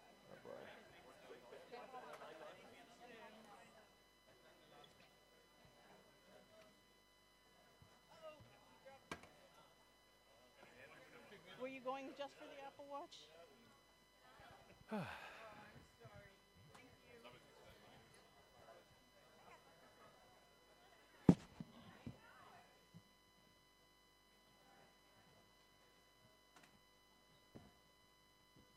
Hey, what's up?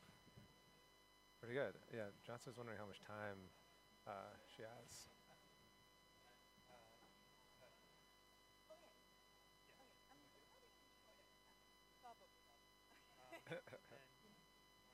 It'll be 5 minutes. Audience Q&A.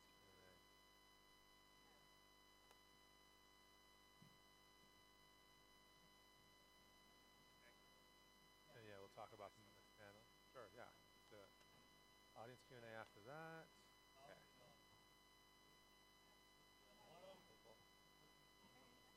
Yeah, oh yeah, it's great. It's fun. It's my first MozFest. Oh, really? Nice. Yeah, this is good so far. Oh, you texted me. Sweet. Oh, thanks. Oh yeah, and you're also doing 2 days in a row. I don't think a lot of people are doing that. Yeah. Oh yeah, get it in. Yeah, I think it's just you and Katarzyna and.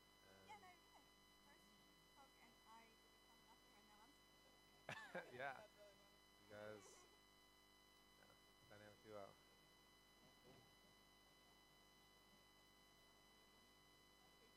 You should tell her that. She might be your friend, but like in disguise. She might have an alter ego that you don't know about. Yeah. Are you my friend? Yeah. Are you into jewelry?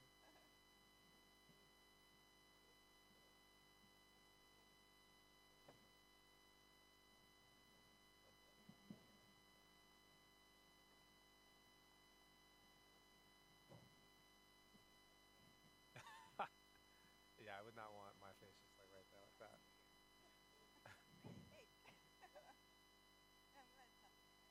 Yeah. I'm sure it can be. I'll ask everyone.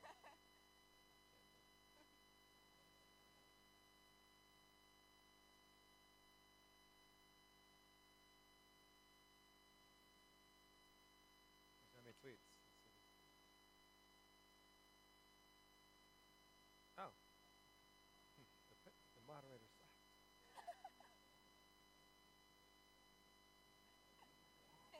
They don't tag it. We'll never know. Yeah.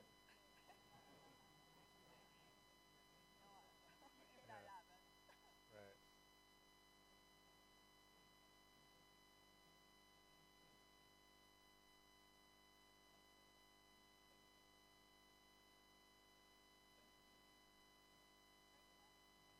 Mm-hmm.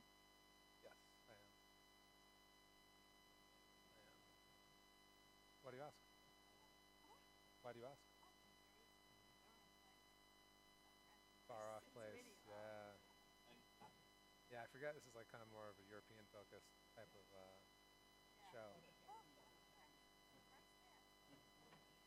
Yeah. Ah, okay. Oh, yeah, yeah. All over the place, yeah, that's true. Yeah.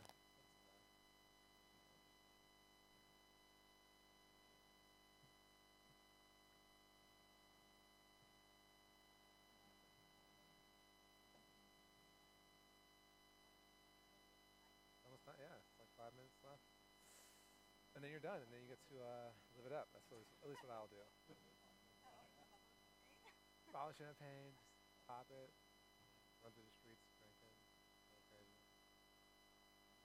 Will you be at the closing ceremonies later today? I think so. Yeah, I saw that somewhere. Let me see if I can pull up the details. I don't think it's too involved. A little document where it's all out.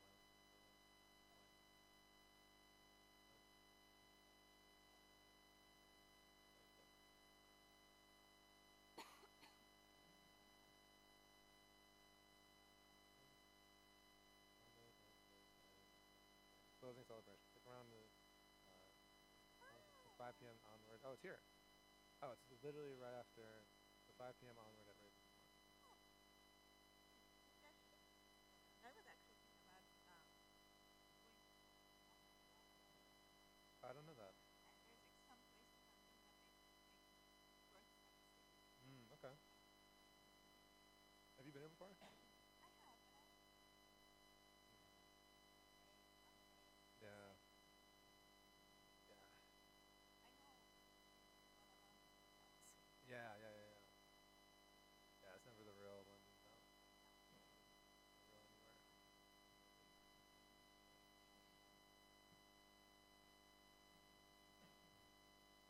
Wait, where are you from originally? Turkey. Got it. People, I think I've heard people love Turkey. Like, doesn't it get rave reviews of like best places to live, like Istanbul? I'm not sure about it. Does definitely get reviews. Yeah, maybe that's what I saw. Just visit, but don't live here. Just come for a little bit. Have some fun and get out of there. And get out of there. Yeah, I always see people like highly rank it, I guess, for visit. That's cool. I mean, there are people who love living there. Yeah, yeah, yeah. In what way? Crowded. And I'm saying like, like I know New York. It's really crowded in Istanbul. Oh, what's the population like? That we can count.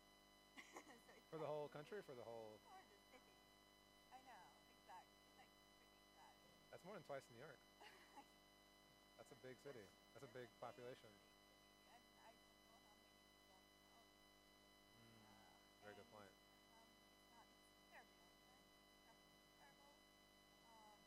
Nice.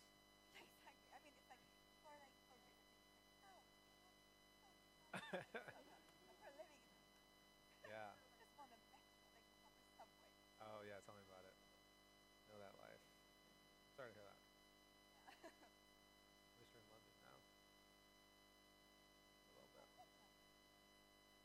You can stay. You can move here. You can stay. Just stay. No tweets? I've decided this is my home. Take that.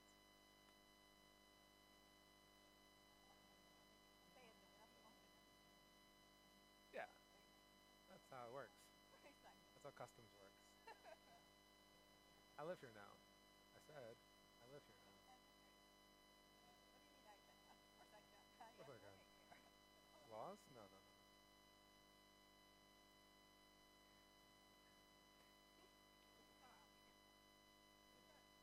Home stretch and then live it up.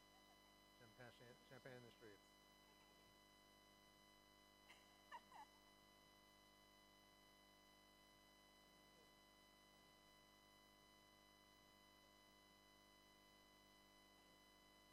Go right now.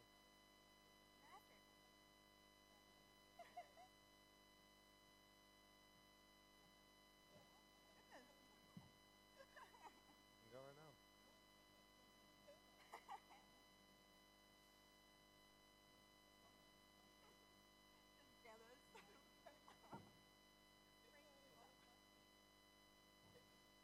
I will support you going, honestly. You can. I'm sure this is the panel where I ruin it all, so it'll be better if you're not here for it. I'm due for, yeah, you will. You'll see I started some kind of international war.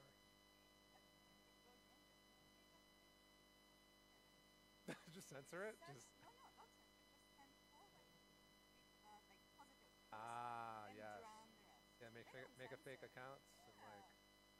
He didn't say that. Yeah. Yeah. Don't engage with whatever you don't like. Don't let it be a whole bunch of things. I'll make companies afraid of me. Yeah. I'll make. I know. I should be learning from this week. This is the playbook. The playbook.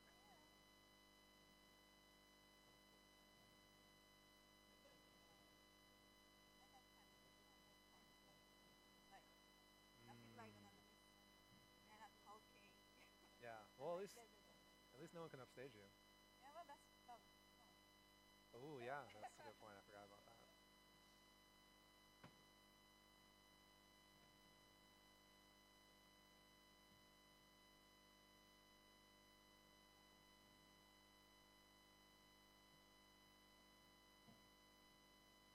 You don't have to.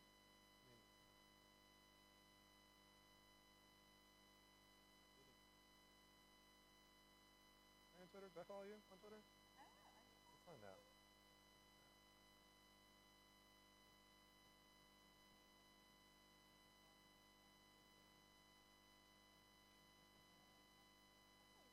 Okay. You're not following me. Goes both ways. It's fine now. Oh. Boston is simple.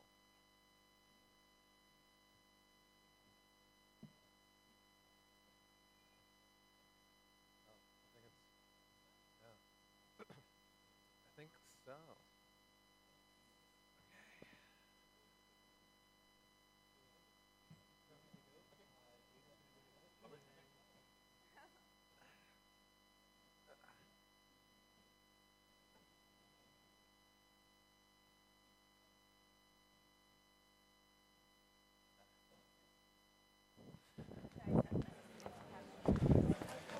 Hey folks, welcome back to MozFest 2019. Can we get a round of applause for all the folks who have been, this is a round of applause. This is like, you guys are asleep right now?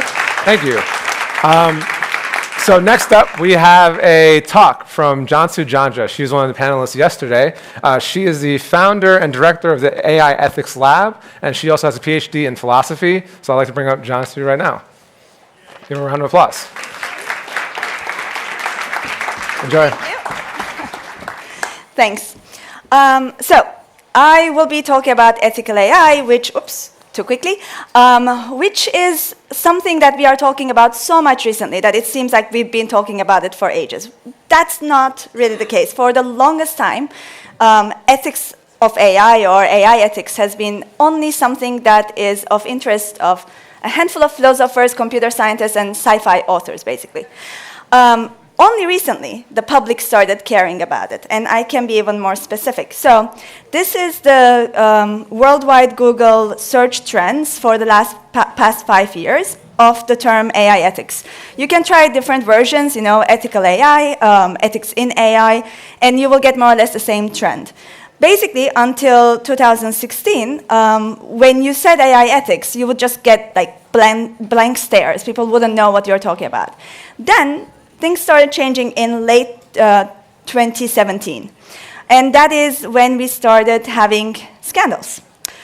And these are just a few of the major scandals. There is a whole larger map out there if you search for it. And the thing is, these scandals started bringing home the message that technology and AI is not free from ethics. It's not ethics neutral. On the contrary, all of these ethical problems are really woven into the phases of building an AI system. So from the research to design, development, deployment, updating, marketing, all of them have different ethical questions. And some of these ethical scandals are about social media and its effects on politics, democracy. Some of them are about premature collaborations between companies, tech companies, and militaries and law enforcement. And some about safety and security and privacy, and how AI systems categorize us into, who gets to get the job, who gets the loan, financial loan, and who gets to the jail. And I mean, if you realize this is a problem for all of us. So even if you are a developer or you are a lead at the tech company, it's still, you're not just the creator of AI systems. You're always also subject to AI systems, other AI systems that you're not creating. So even if you are building them, you are always being categorized by the systems that others are building. So we have to have some sort of solution to these problems. And the solution has been coming in the form of, so this is another timeline that sort of matches the last one that I showed. Basically, 3 types of solutions have been proposed. One is early stage regulations in AI ethics. The other one is AI boards. So many companies are now building AI ethics boards. And the other one is AI principles, whole bunch of AI principles. So we have right now a little over 80 sets of AI principles coming from private companies, institutions, international organizations, governmental agencies. And all of these efforts, we can sort of categorize them into two approaches. So one is enforcing ethics. How do we enforce ethics? And the other one is integrating ethics. To enforce ethics, we need external regulations. So there is a very important function of the regulations and laws, which is to make sure that we at least have the boundaries of what is ethically acceptable and not acceptable. So this is also very important because if you want certain companies or certain developers to care about ethics, you also want to make sure that you don't force them to compete with those who don't care. You want to make sure at least there is some sort of fair playing field. But the problem with the regulations is that they can never be very detailed. So they are not going to answer your everyday ethics questions. They are just going to be general guidelines. And when you think about, if you take an example of how the ethical questions arise while you're developing an AI system, you really realize that, yes, there's a very important function of regulations, but it's just not enough. So think about, for example, developing a personalized AI personalized system for advice in healthy living. So it's sort of like an AI health coach. There will be, as you are developing something like this, and this is an example, by the way, that was brought to us so that we work on the ethical issues of this. So it's not a hypothetical, completely speaking. So there will be many ethically loaded questions. So what data are you gonna, so think about it like a variable. It's gonna basically understand your health and will give you the right health advice, healthy living advice. So there will be many questions that you have to answer as you're building this, many ethically loaded questions. What data are you going to collect? Are you going to only track the user's physical data, like a Fitbit? Or are you going to log into their Instagram? Are you going to have access to their Instagram to check their mood? How much do they party? Are you going to log into their Alexa to see whether they have a peaceful home environment or not? They would be very useful information for healthy living, for your advice, but are these ethical options? Who do you share this data with, whatever you are collecting? And how do you design a consent form for the user to understand what they are sharing, with whom they are sharing, and what are they getting out of it? What are they receiving in return? And of course, other connected questions to these, right? Like, are there safeguards for insurance companies not to later punish the user for not taking the advice from the AI health coach? So there are also connected questions within the domain you're operating in. If it is healthcare, you will have all the healthcare-related questions that's there. So these are complex questions, and these are not questions that just simple regulations, well, simple, just regulations, general regulations, even if they are not simple, can address. And they are internal questions. So like, it shouldn't be answered by external bodies, but they should be answered internally. And we do seem to have going to that direction of this internal integration of ethics into the process for building AI systems by these AI principles that are proposed by the companies and the AI ethics boards within the companies. So this is actually an oversight and compliance model, the principles and the boards. And we have this model for the last 40 years from research ethics. So this is not a new model at all. You have the research ethics boards. Those of you who are doing research in academia, you are familiar with it. Institutional review boards, IRBs, or research ethics committees in the Europe, RECs. And they use principles to evaluate research. And they are still trying to apply these general principles. There are just 4 principles, actually, that they are trying to apply. And the problem with this approach is that if you realize it's still not really integrating. It's within the company, but it is still a board that is sitting distant from the developers or the project teams, and that has this also at like a hierarchical level that approves your research or does not approve your research. So it's not exactly integration we are talking about. And also, most of the time, these boards either don't have the right expertise, both for the science of whatever you're doing and the ethics of whatever you're doing, and they certainly don't have enough time, even if they have the expertise, because if you imagine all these questions being posed by every single project team, we are talking about a lot of questions. So we are, in one sense, we are still talking about enforcement of ethics with these boards and principles. It's just a different level of enforcement. It doesn't come from the regulatory level, like the external level. It's within the company, but it's still enforcing ethics. And it seems to, this whole enforcing ethics, while it's important, while it's important if it's crafted well, let's put it that way, seems to miss the main question, which is how do you solve ethical problems as you are developing AI systems? So, in other words, how should we really integrate ethics into building and developing AI systems? Not enforcing, but integrating it. So before I get to that, though, I think I should talk about why should we care about this. Because, so I'm a philosopher, as Javier said, and we have a very large literature. We are not fooling ourselves. We have a very large literature about how ethical reasoning is great, but it doesn't motivate people to do the right thing.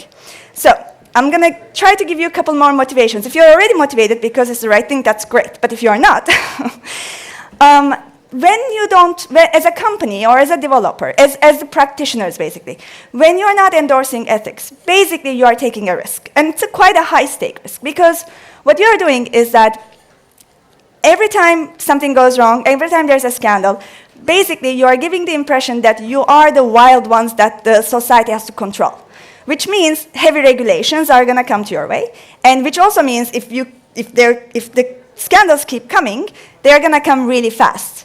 So these regulations will not even be good regulations, which is terrible for everyone because it's bad for the businesses, there won't be enough space for innovation, and it's bad for the society because innovation helps things. As long as the innovation is responsible, it's a good thing. We want to have the innovation going on.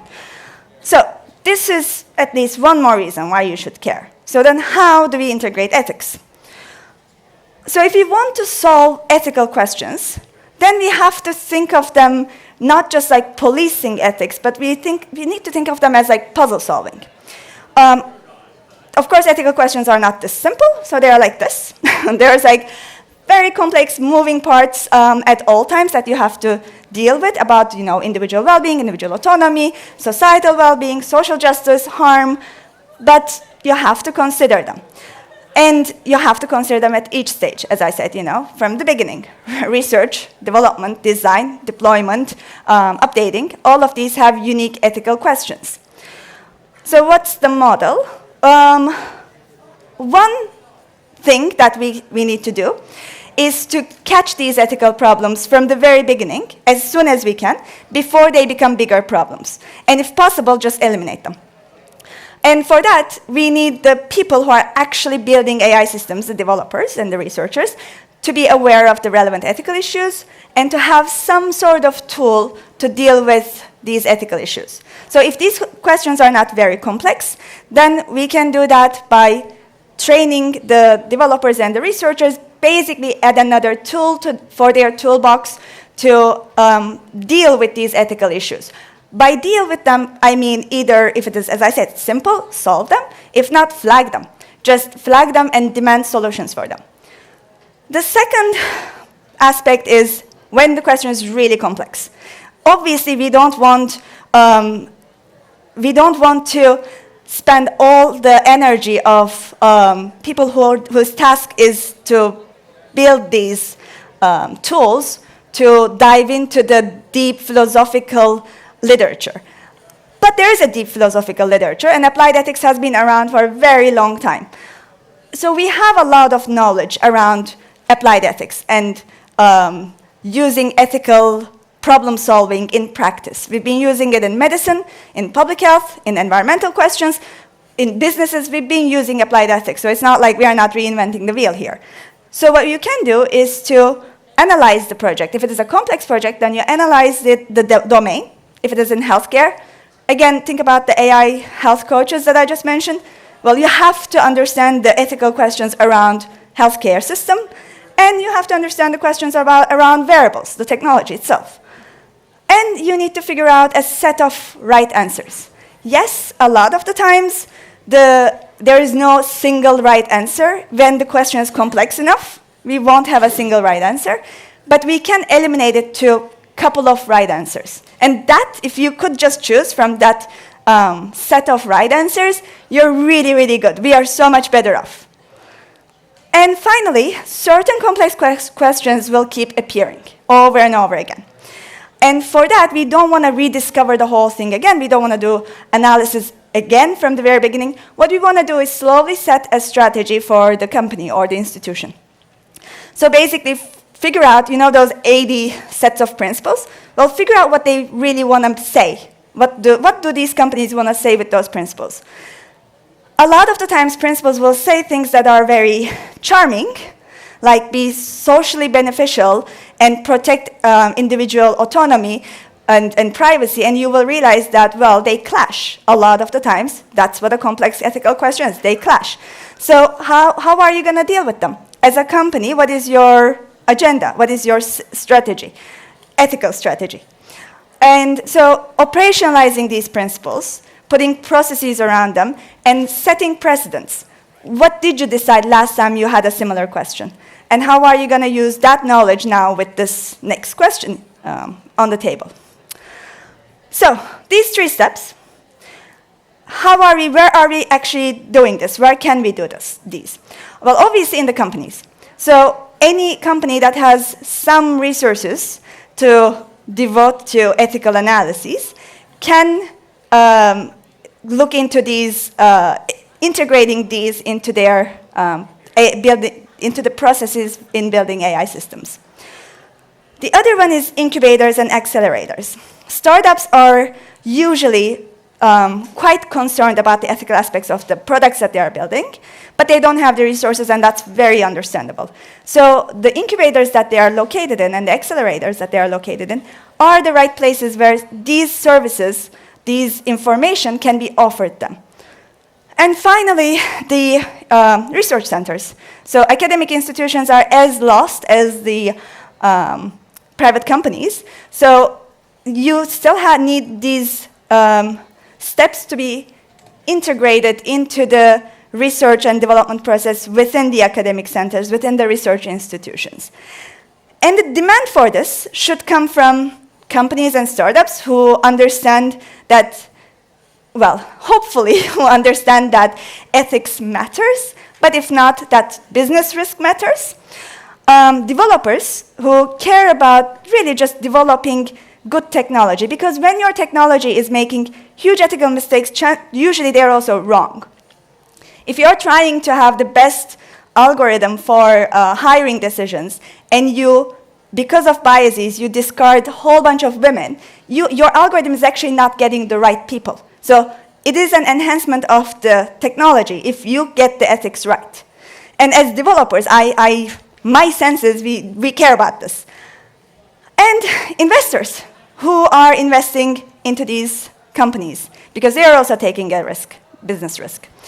So basically, what we need to be doing is moving from this, this model of ethics as policing, which puts off a lot of the practitioners, as well as, trust me, a lot of the philosophers, but really go into puzzle solving, and to do that using the knowledge that comes from ethics together with the knowledge that comes from AI, and hence the AI ethics.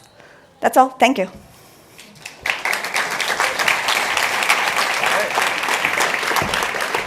All right, so now, all right, now we'll take 3 questions from the audience. If there's anyone who wants to ask a question, Jansu, now is your time. We have one over here. Sorry, 1 second. Behind. Over there. Yeah. Hi. So you talked about startups and how they can, the incubators are a great place for them to access information about ethics and how to integrate it. I've worked with quite a lot of startup founders who want to, they've spotted a gap, or they've seen something that can be fixed, and often there's an ethical reason for that. Mm-hmm. But what happens when investment starts coming in? So I think in my experience, it often becomes more difficult for startup founders to kind of keep hold of that original those original values once investment comes in. Yeah.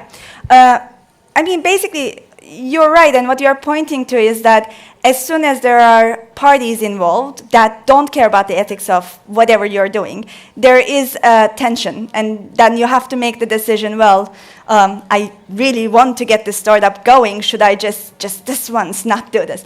The good thing is that the investors care more and more, in my experience. This was, again, an absolutely not talked about topic just 2 years ago when you talk to investors, and now they do care a lot of the times, especially when investing into the startups, because they don't yet have the commitment, right? Like, they can now think about it. And hopefully getting them care is how you can, and if it is not, you're really looking at the ethics versus the market pull, which is the problem, but it is also, as the culture is slowly changing, it is also a problem that there is hope that it can align somehow. We have a question back there. Mm-hmm. We have a mic coming around right now. Thank you. Hi, my name is Fanny. Thank you very much for the presentation. I would like to ask you to give me one example to apply all that model and your presentation to an ethical problem. And if you could tell me a little bit about how to distinguish your solution with ethics as opposed to a legal solution to that problem. Thank you. Sure. So I can give you the example that I just gave so to keep it short, that I gave in the talk. Building AI health coaches. The questions are, so legally speaking, consent form for AI, something like that, is very non-functional, dysfunctional. You basically have terms and services, you scroll through, you accept everyone knows you're not reading it, and it's not a big legal issue. There is a debate, but there is no enforcement of it.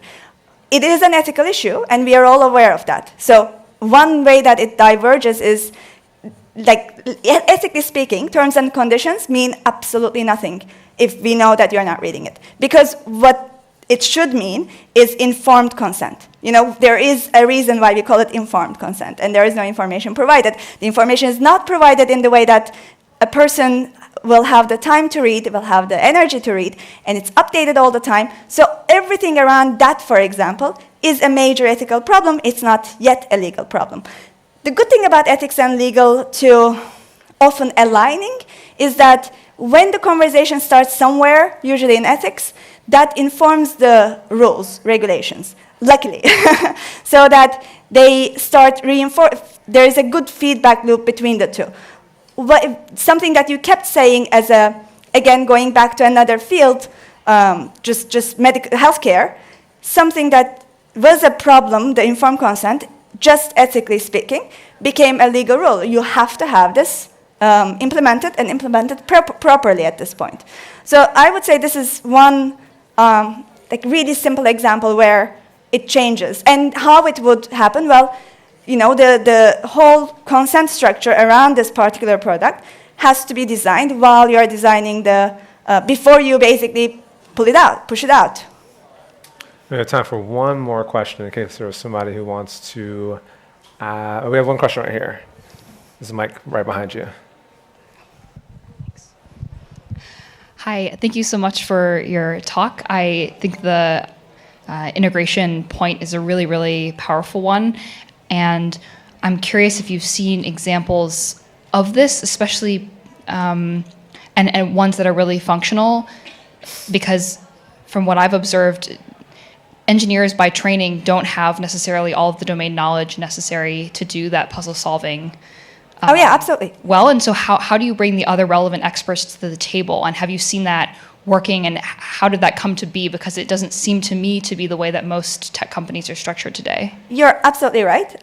Basically, everything right now is still in the experimental phase. So we went from like zero concern to real concern, and now there is experimenting. Like all the companies are experimenting with different models of integration. And as I said, the compliance and oversight model is sort of taking hold of the situation, but companies are also doing seminars and trainings. They are having boards that are more functional.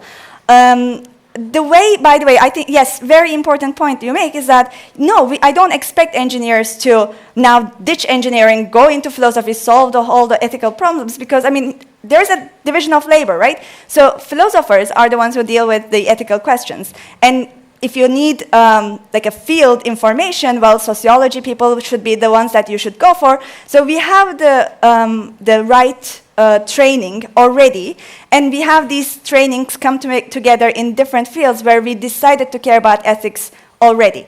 So again, I talk about the healthcare example a lot because healthcare is an area where we managed to get ethics really integrated.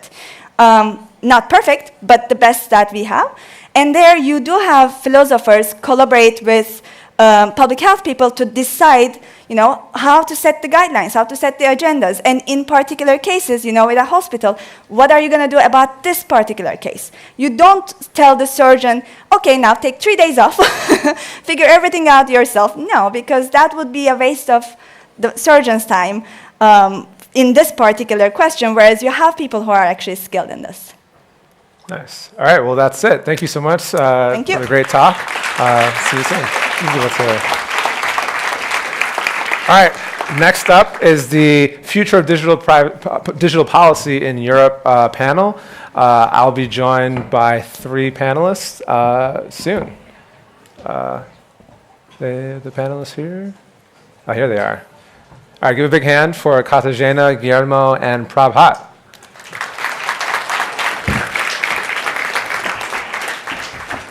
There they are. Do you guys need help? Okay. Hey.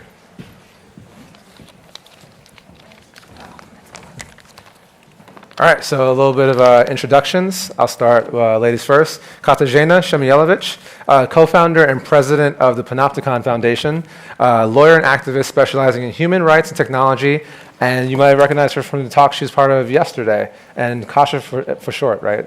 Okay, that's cool. Prabhat Agarwal. Prabhat's been with the European Commission for the last 12 years, now doing online platforms and e-commerce. He's a policymaker at the EU Commission, dealing with regulating platforms. And you have a tech background. You studied physics, computer science, et cetera, et cetera.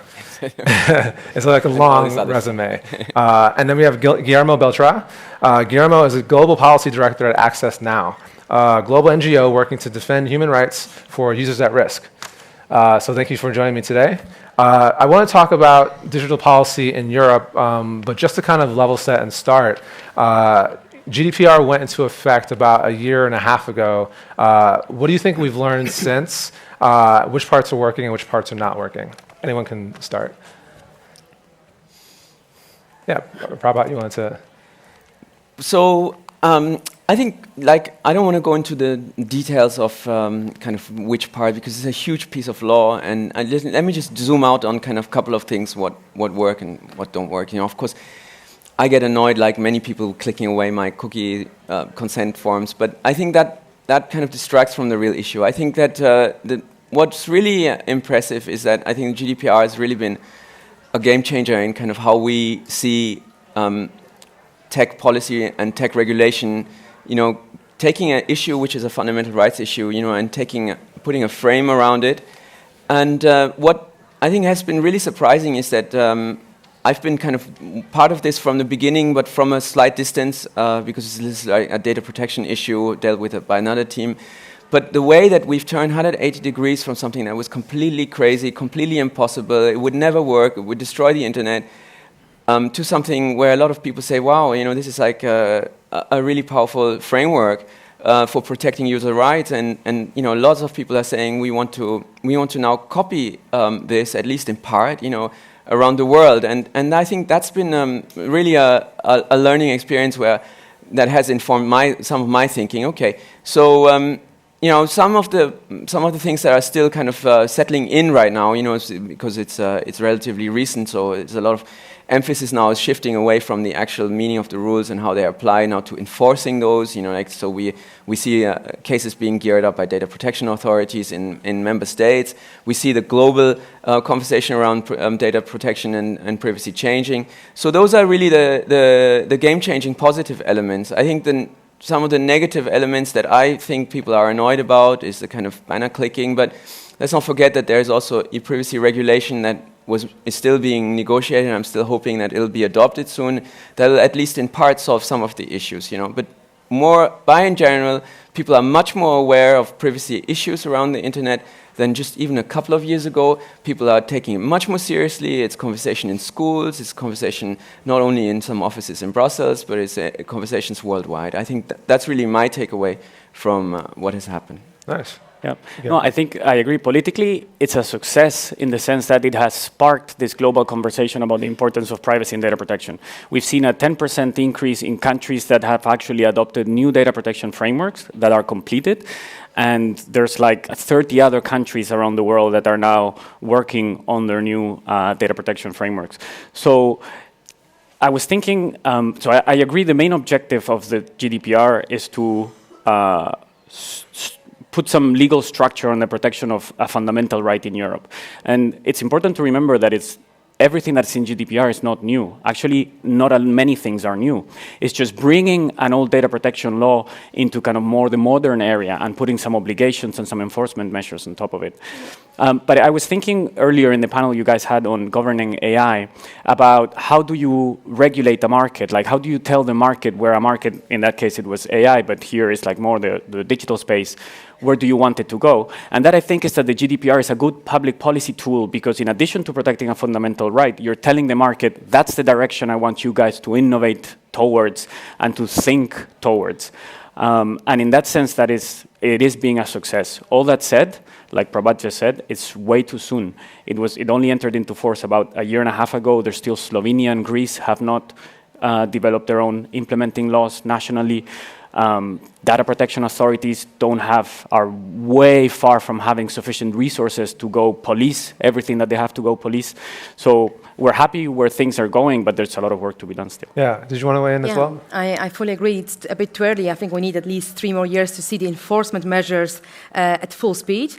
What was the biggest victory in GDPR is that the old rules existing for 2 decades, got extended globally because they finally are used successfully against global companies who target European citizens with their services, and that wasn't the case before. And B, we have money is in place. Huge financial fines are in place, and that's the conversation starter or a door opener for the EU to start negotiating the standards really. But where it gets difficult is this moment where we realize that GDPR is proposing very sound rules for old business models that are in fundamental conflict with these rules. So if you think about cookies or pop-ups, I mean, we cannot imagine the amount of pop-ups necessary to fulfill the need to inform people about what's going on with their data behind the screen.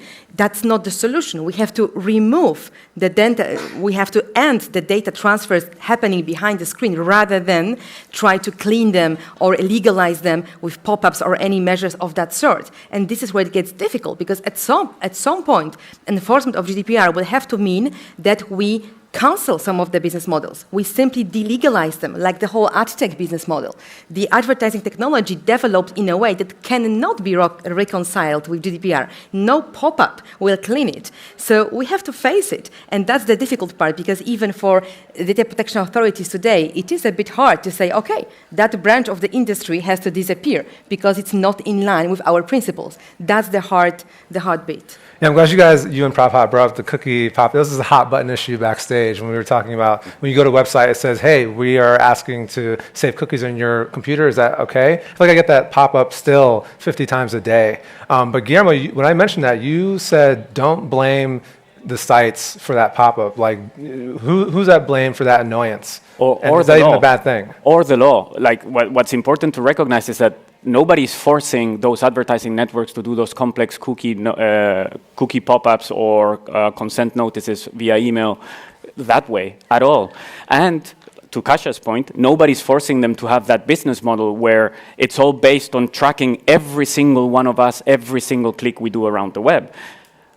So the whole point is, how do we nudge the market out of that business model, fully agreed, into one that is much more privacy friendly, but also remember that the GDPR is not the only legislative tool that Europe has in the equation. Prabhat has just mentioned the e-privacy regulation. This goes hand in hand with the GDPR, and it's not complete yet. And it's there where the EU is trying to give some rules out there to users and to market actors about how to deal with, for example, browser settings and kind of the settings on the devices on what companies can and cannot do with our own personal data and with our devices. And unfortunately, that legislative file is stuck.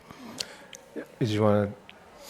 Yeah, maybe just a side comment. I think that, one thing is kind of to focus on the kind of friction and the annoyance, and the other thing is to kind of turn it around a little bit and say that actually, that bit of friction is making apparent, it's surfacing something that has been kind of been hiding, and so, it feels a little bit like kind of, there's a kind of bump under the carpet, and before you couldn't really feel the bump, right? And now you kind of say, hey, there's a funny bump under the carpet. What's going on? And you kind of look under the carpet, and you see all these this whole tracking business that's going on, right? And so of course the bump is uncomfortable, and it'd be much nicer if the bump went there, But actually, it's worth looking under the carpet and to see what's going on there, And I think that so we would, we have regulated and made proposals for making the bump a bit more smoother. It's just what Guillermo said, and let's see what the future of that file holds. But I think besides ironing out the bump, let's take a look under the carpet, and let's have a look at what's actually going on there, and that's something that we'll be focusing on in the next couple of months and years to come, to take to shine a light a little bit on exactly a very complex kind of industry and a kind of complex service, which is, I think it's. I'm not really, I'm agnostic at this particular point whether it's something that, like Kasia said, we consumers to kind of consume content for free on the web.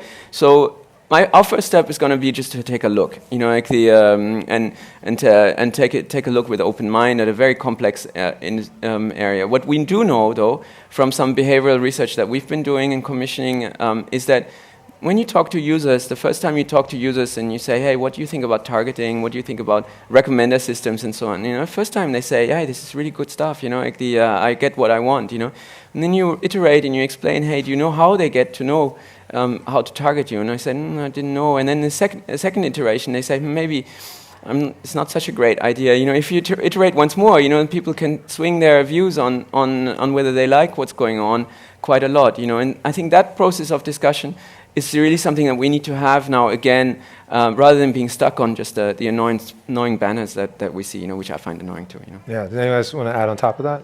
Yeah, just maybe that the bottom line in the existing system is that people are, on one hand, observed constantly beyond their awareness. On the other, they are constantly targeted.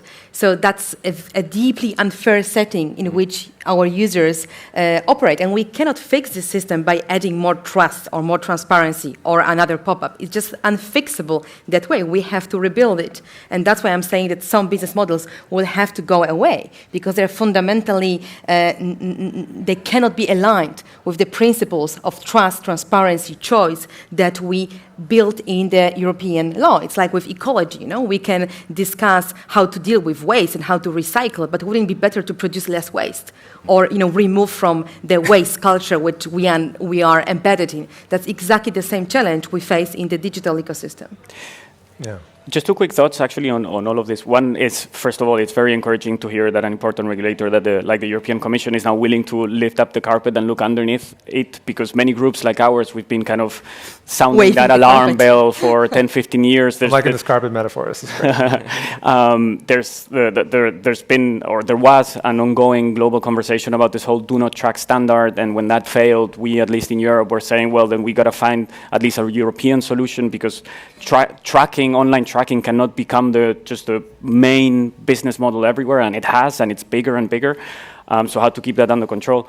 So it's great that the European Commission now has that approach, but also the GDPR has important principles. So I'm coming back to the question on enforcement as well. We have a lot of rules, but not a lot of resources and time yet to actually go enforce them. So for example, privacy by design and by default are two very important principles that I bet you anything all these ad networks are not complying with if it came to a court to have to rule on that.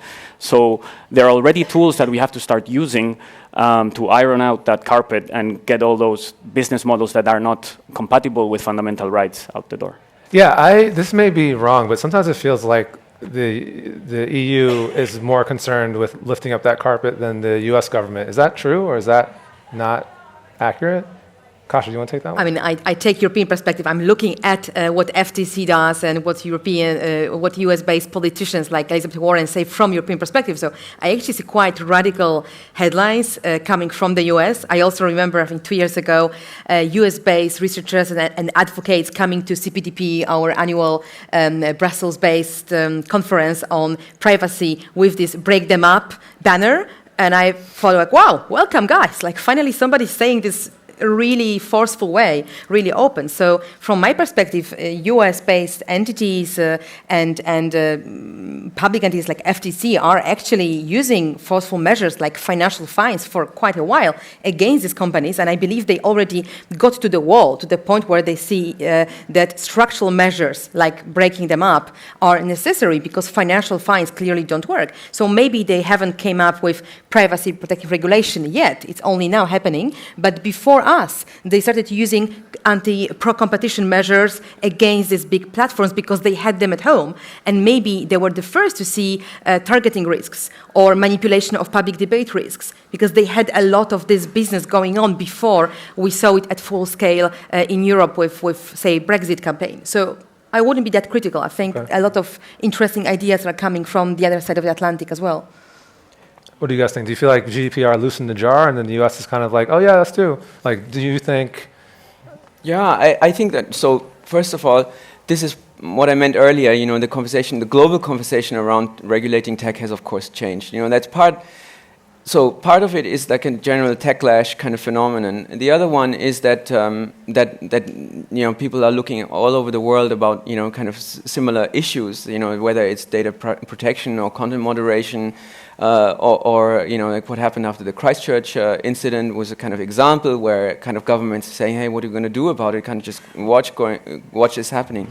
I just want a warning, and maybe that's a bit weird from the European Commission to say that, but you know, the quantity of regulation is not necessarily a good indicator, you know, of success. You know, it's you know, we see the Russian internet law is about to come in force on the 1st of November. You know, and we really have quite serious concerns about that. You know, so it's not just whether you are regulating the net and how many laws you've got there. You know, it's really about finding you know, a good operable framework that gives market participants clarity, that protects fundamental rights and users' rights, you know, and that meets kind of legitimate, well-specified policy aims, and that's really kind of what we should be looking at, you know, not really the amount of regulation. There's no shortage of appetite, particularly in less free countries, to regulate the internet. You know, so let's not forget that. You know, like this should not be the only yardstick that we apply. You know, what the yardstick we should be applying is: are we solving a real problem?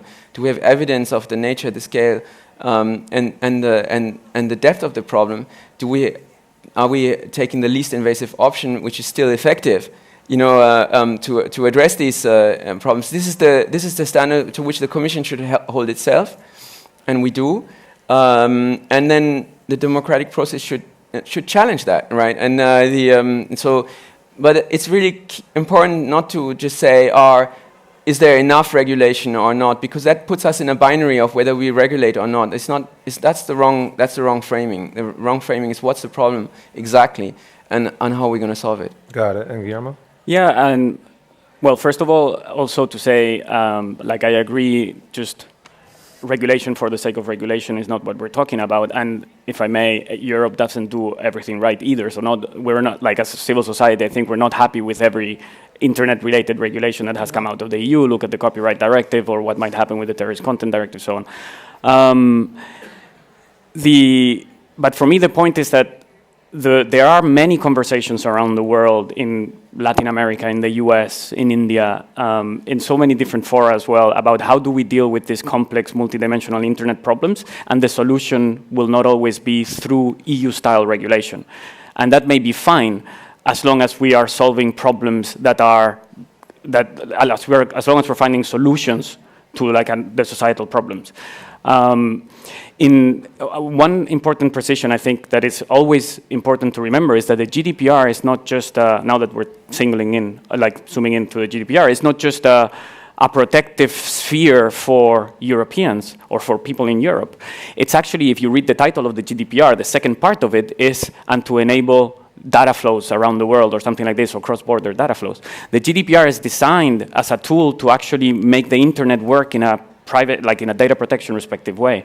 And that's something that we need the European Commission as well to, through those negotiations it has with other countries so that the data personal data can flow in both directions, uphold, kind of help elevate the level of data protection around the world. Yeah, I want to go, that's a really good point, but I want to go back to what Prabhat was saying about, what I got from that was essentially quantity is not important, like the quality of the laws being passed is more important.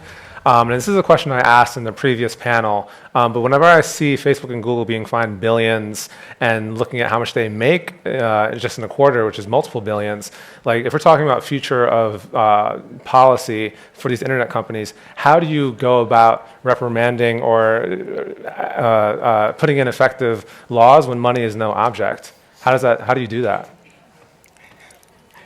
Well, it's a good question. So the treaty says that sanctions should be dissuasive, proportionate, and effective. And we're asking ourselves, what does that mean now? If the stock price goes up after you hit a company with a $5 billion fine, is that dissuasive? Is that effective? And is it proportionate? So that's a really good question. Ultimately though. The fine is a means to an end. The end is the behavior change, that you and the compliance to the rules. So it certainly is something we're going to take into account. The Commission on Antitrust has fined Google on numerous occasions. In some cases, there have been commitments which we're monitoring and to see whether they're really living up. So it's not just about the fine. So there's also a follow-up on that. But you're right. I mean, I think we are entering into a space where we're asking ourselves, what does dissuasive really look like? And that's a really important question. And a lot of people are asking that question in terms of and they're framing it. I'm not necessarily framing it like this, but it is being framed as a matter of sovereignty, rule of law, who's the boss? It's not necessarily how I view it. But this is part of the conversation out there, and so I don't have a good answer of what the alternative is, but it's certainly something we're going to look at. I have a suggestion. I think there are at least 3 approaches, and 2 of them we already tried. First is taxing them, because that's effectively what the fines are. It's just another tax imposed on these companies, and they're clearly ready to pay that tax because they became wealthy enough to do it, and that's not going to be effective.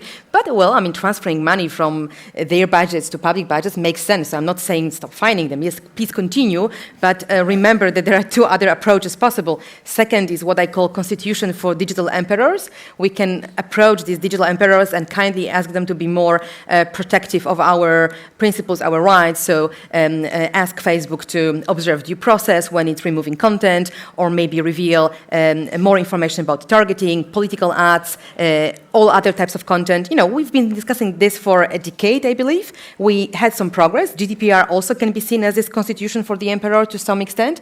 I believe Digital Services Act, another initiative coming from Brussels, which I welcome very much, could be such a constitution. But that's still not taking the power away from these emperors, and that will be the third approach, which is structural measures, but not case by case, having FTC or European Commission busy investigating, multiple markets, different companies, but maybe having some new data ecosystem in mind, projecting this ecosystem and designing it with regulatory measures. That's a really interesting approach that I advocate for, also in my previous talk in this space, and I think that's the biggest challenge. Of course, we know we won't come up with it next month, but maybe next 5 years is the time frame in which we could redevelop our thinking about this data ecosystem and propose simply new structure, move the power a bit around the field.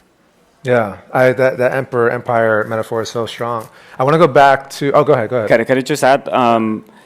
learning from past mistakes is also very important. So a very recent one is allowing the merger between Facebook and WhatsApp.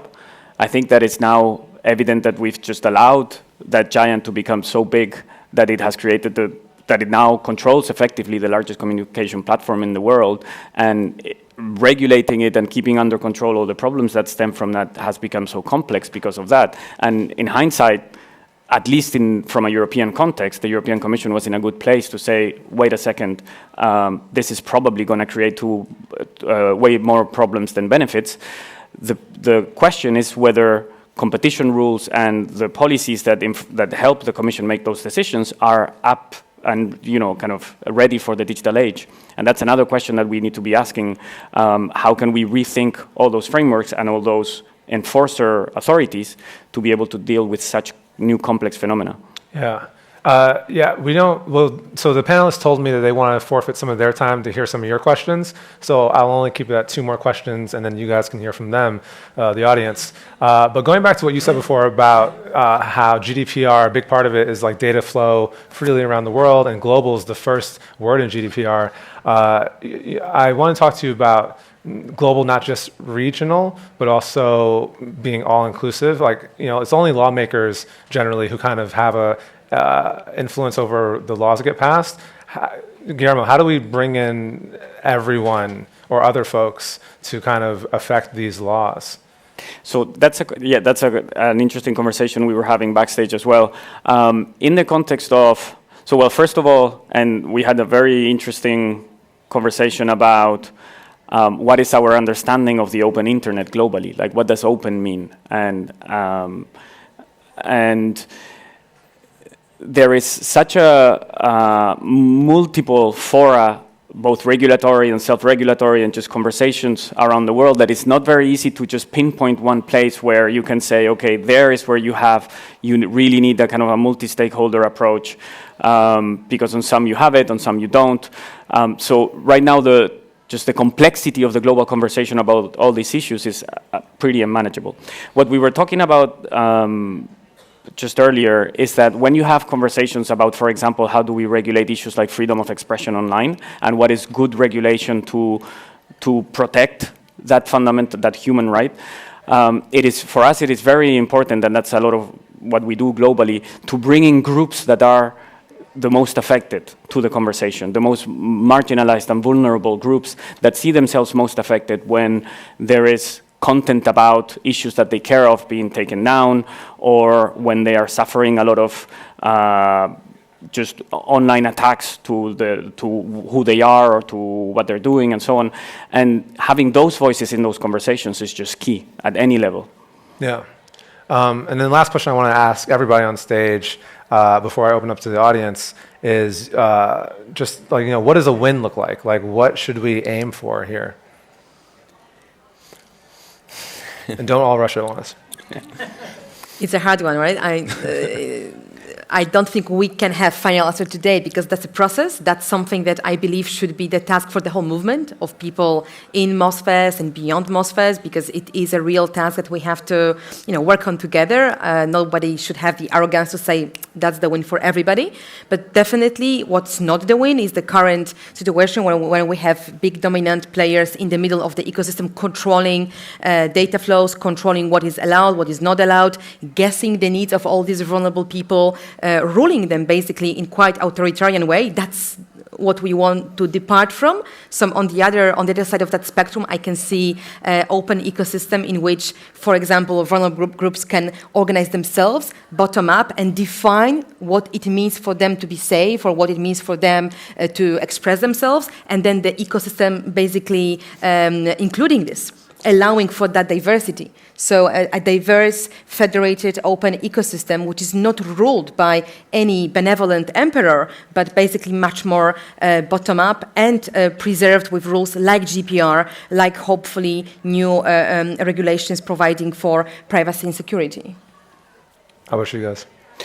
Yeah, I mean, I think I could have said it better. That's the whole concept. We have to protect the internet as the public resource that it is to enable communities, individuals, and also companies to thrive in a way in which it empowers and expands fundamental rights and innovation and so on, and not the contrary. And we've been having this, I've been like in multiple circles having similar conversations throughout these past days, and I've heard some ask, are we having a nostalgic vision of the internet?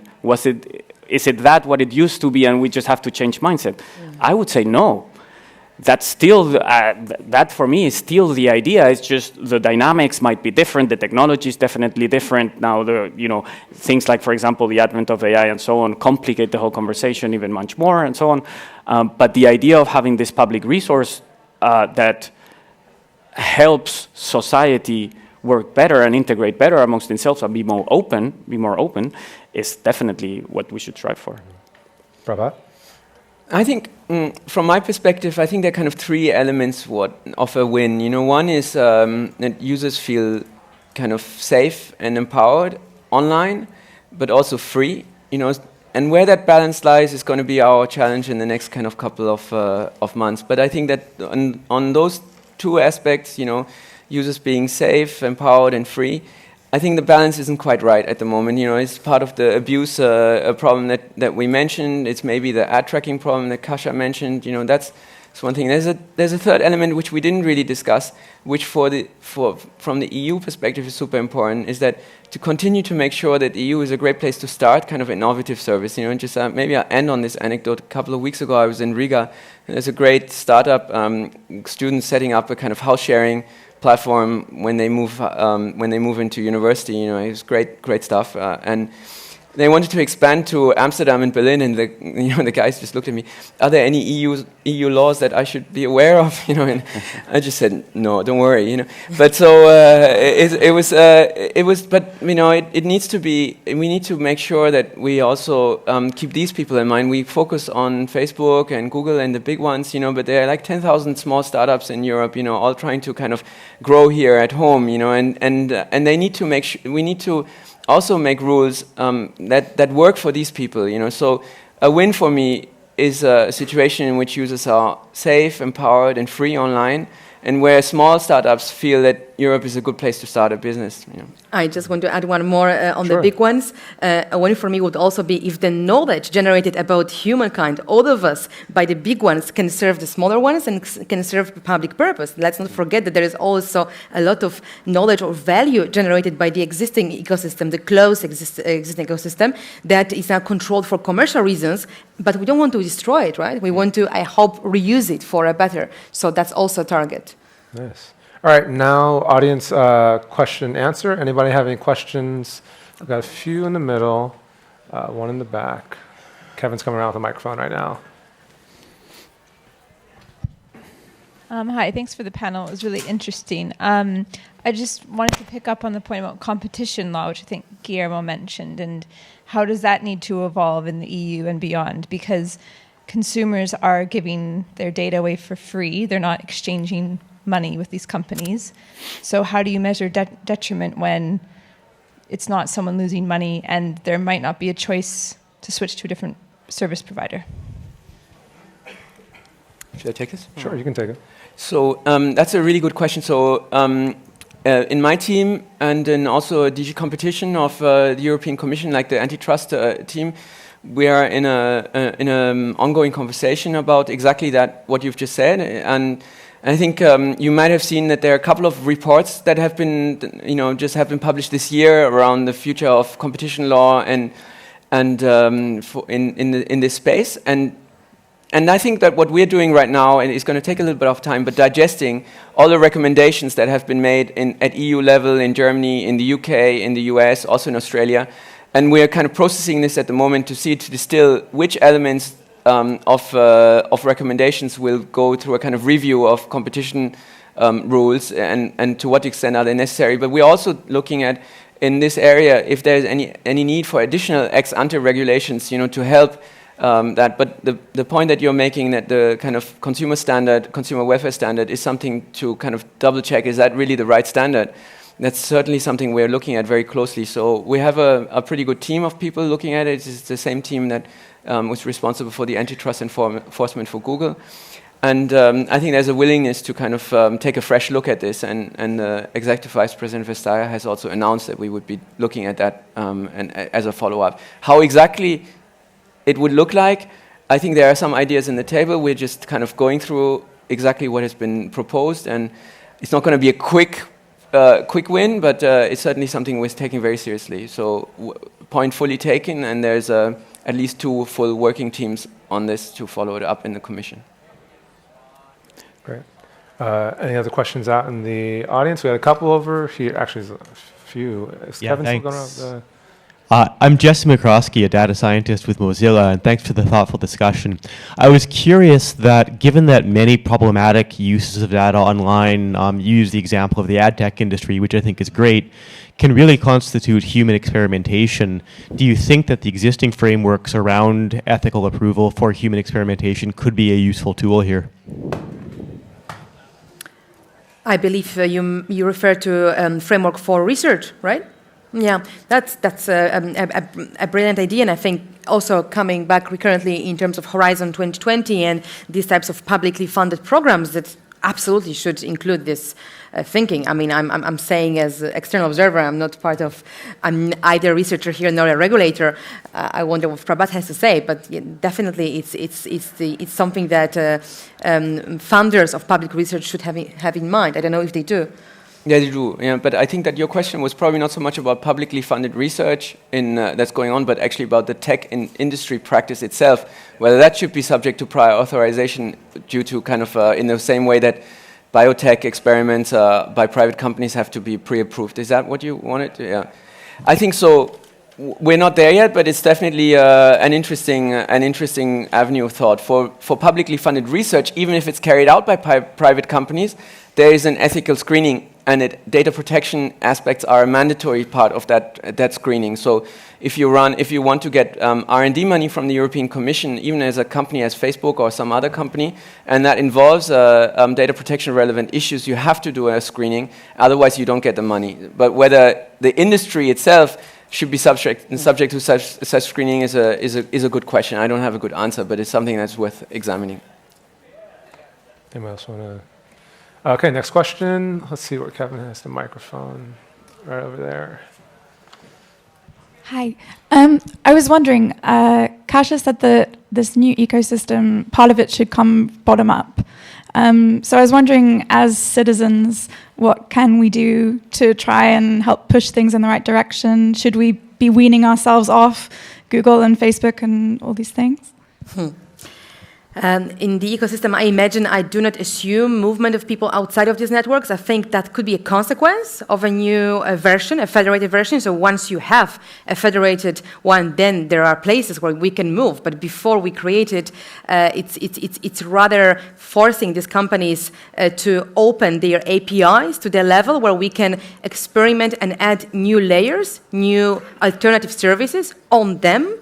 To start with something. Like, for example, there is a lot of discussion around newsfeed, how messy, how uncomfortable, how, thank you for the human experimentation line of thinking, I will use it, how evil the newsfeed, for example, is for how it's not to my benefit, right? It's there to stimulate me and manipulate me, not to help me.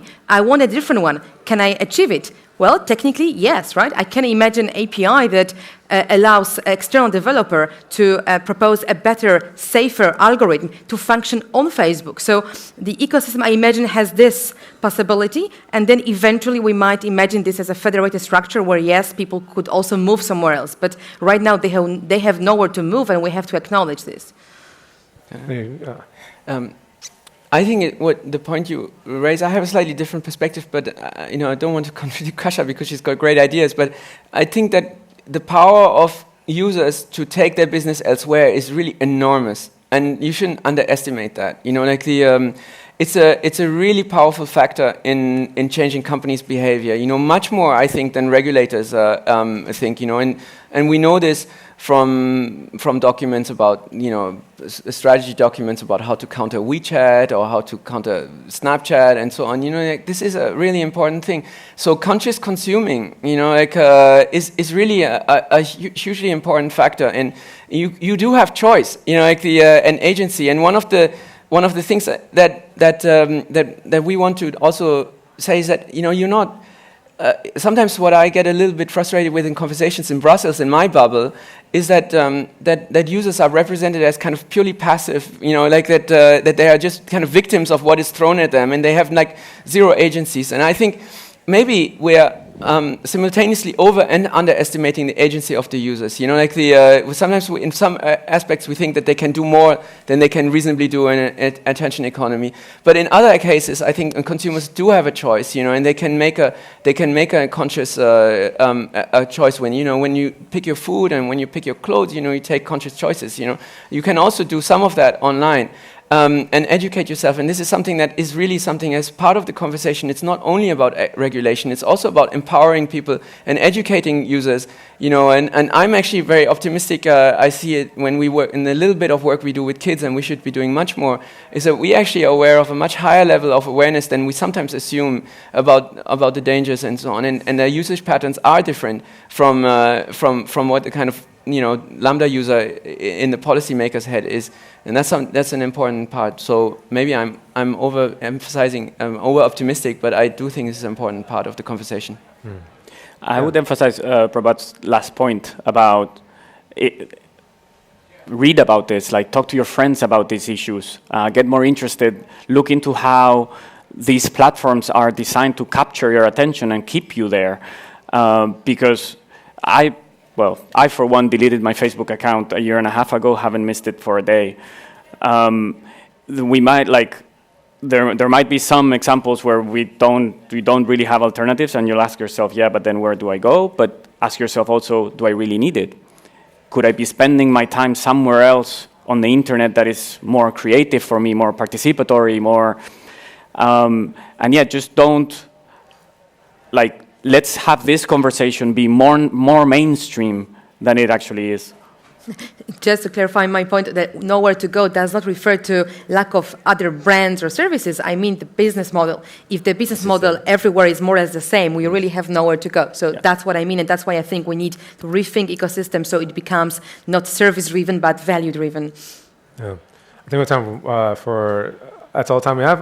Okay, well, that's all the time we have for this panel. But it's pretty late. Let's take one more. Yeah, we'll do one more. We'll do one more. Hand up back there. Yeah, that's a good call. My question for the panel is, should EU policy support the concept of digital generativity?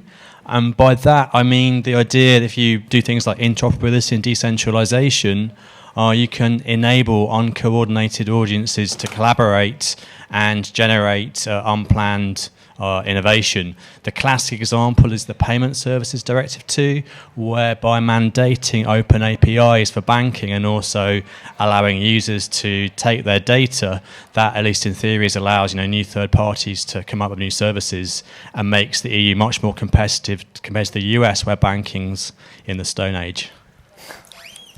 Sorry, I'm all for it. Yeah, simple answer, yes, absolutely. And it's great that you raised the PSD too, because that's one example. But there's another example. For example, in EU telecoms law now, there is the power for regulatory authorities to force interoperability between chat apps, between, say, WhatsApp and Signal and Telegram and so on. Is that something that they're going to be using or not? But definitely having that as a policy goal to help create that interop and that decentralization, we're all in favor, for sure. No. Yeah, I mean, so and we're pretty proud of those the innovations in the interoperability space that you both mentioned, and I think that's something that we want to build on. I just have a small word of caution in there, is that interoperability really works well when you have kind of two equivalent things that you can really connect to each other. Like and in the banking system or in net neutrality regulations, you deal with. You deal with things that you can easily interconnect because they're basically the same. It's not super trivial to take that concept and to take it to kind of very heterogeneous systems. Like Mastodon and Facebook are kind of very different things. And so while the principle of interoperability and decentralized kind of thing is really good, how to make it work in practice, I think this is something that requires a little bit more conversation. I think there's an interesting standard which was proposed a couple of years ago by W3C about social media, news feeds and so on. That was designed to enable this kind of decentralized federation. I think we're going to take a fresh look at that and have a better understanding of what was what happened to that and so on. So yes, in principle, slight word of caution on how would this work in practice. One of the takeaways from discussions here in this space was let's take step-by-step approach. Maybe start with the lower-hanging fruit, like federating the public posts without discussing private groups or private messages that are more difficult. So also that could be like the banking directive. It doesn't really open the whole ecosystem. It opens just one layer, but that's already a big breakthrough, right? So we could take the similar approach here. All right, I think that's all the time we have. So big round of applause for our panelists today on stage right now and all day today. That is our show. This is the end of Mozilla MozFest 2019. I'm Xavier Harding, and see you guys soon. See you.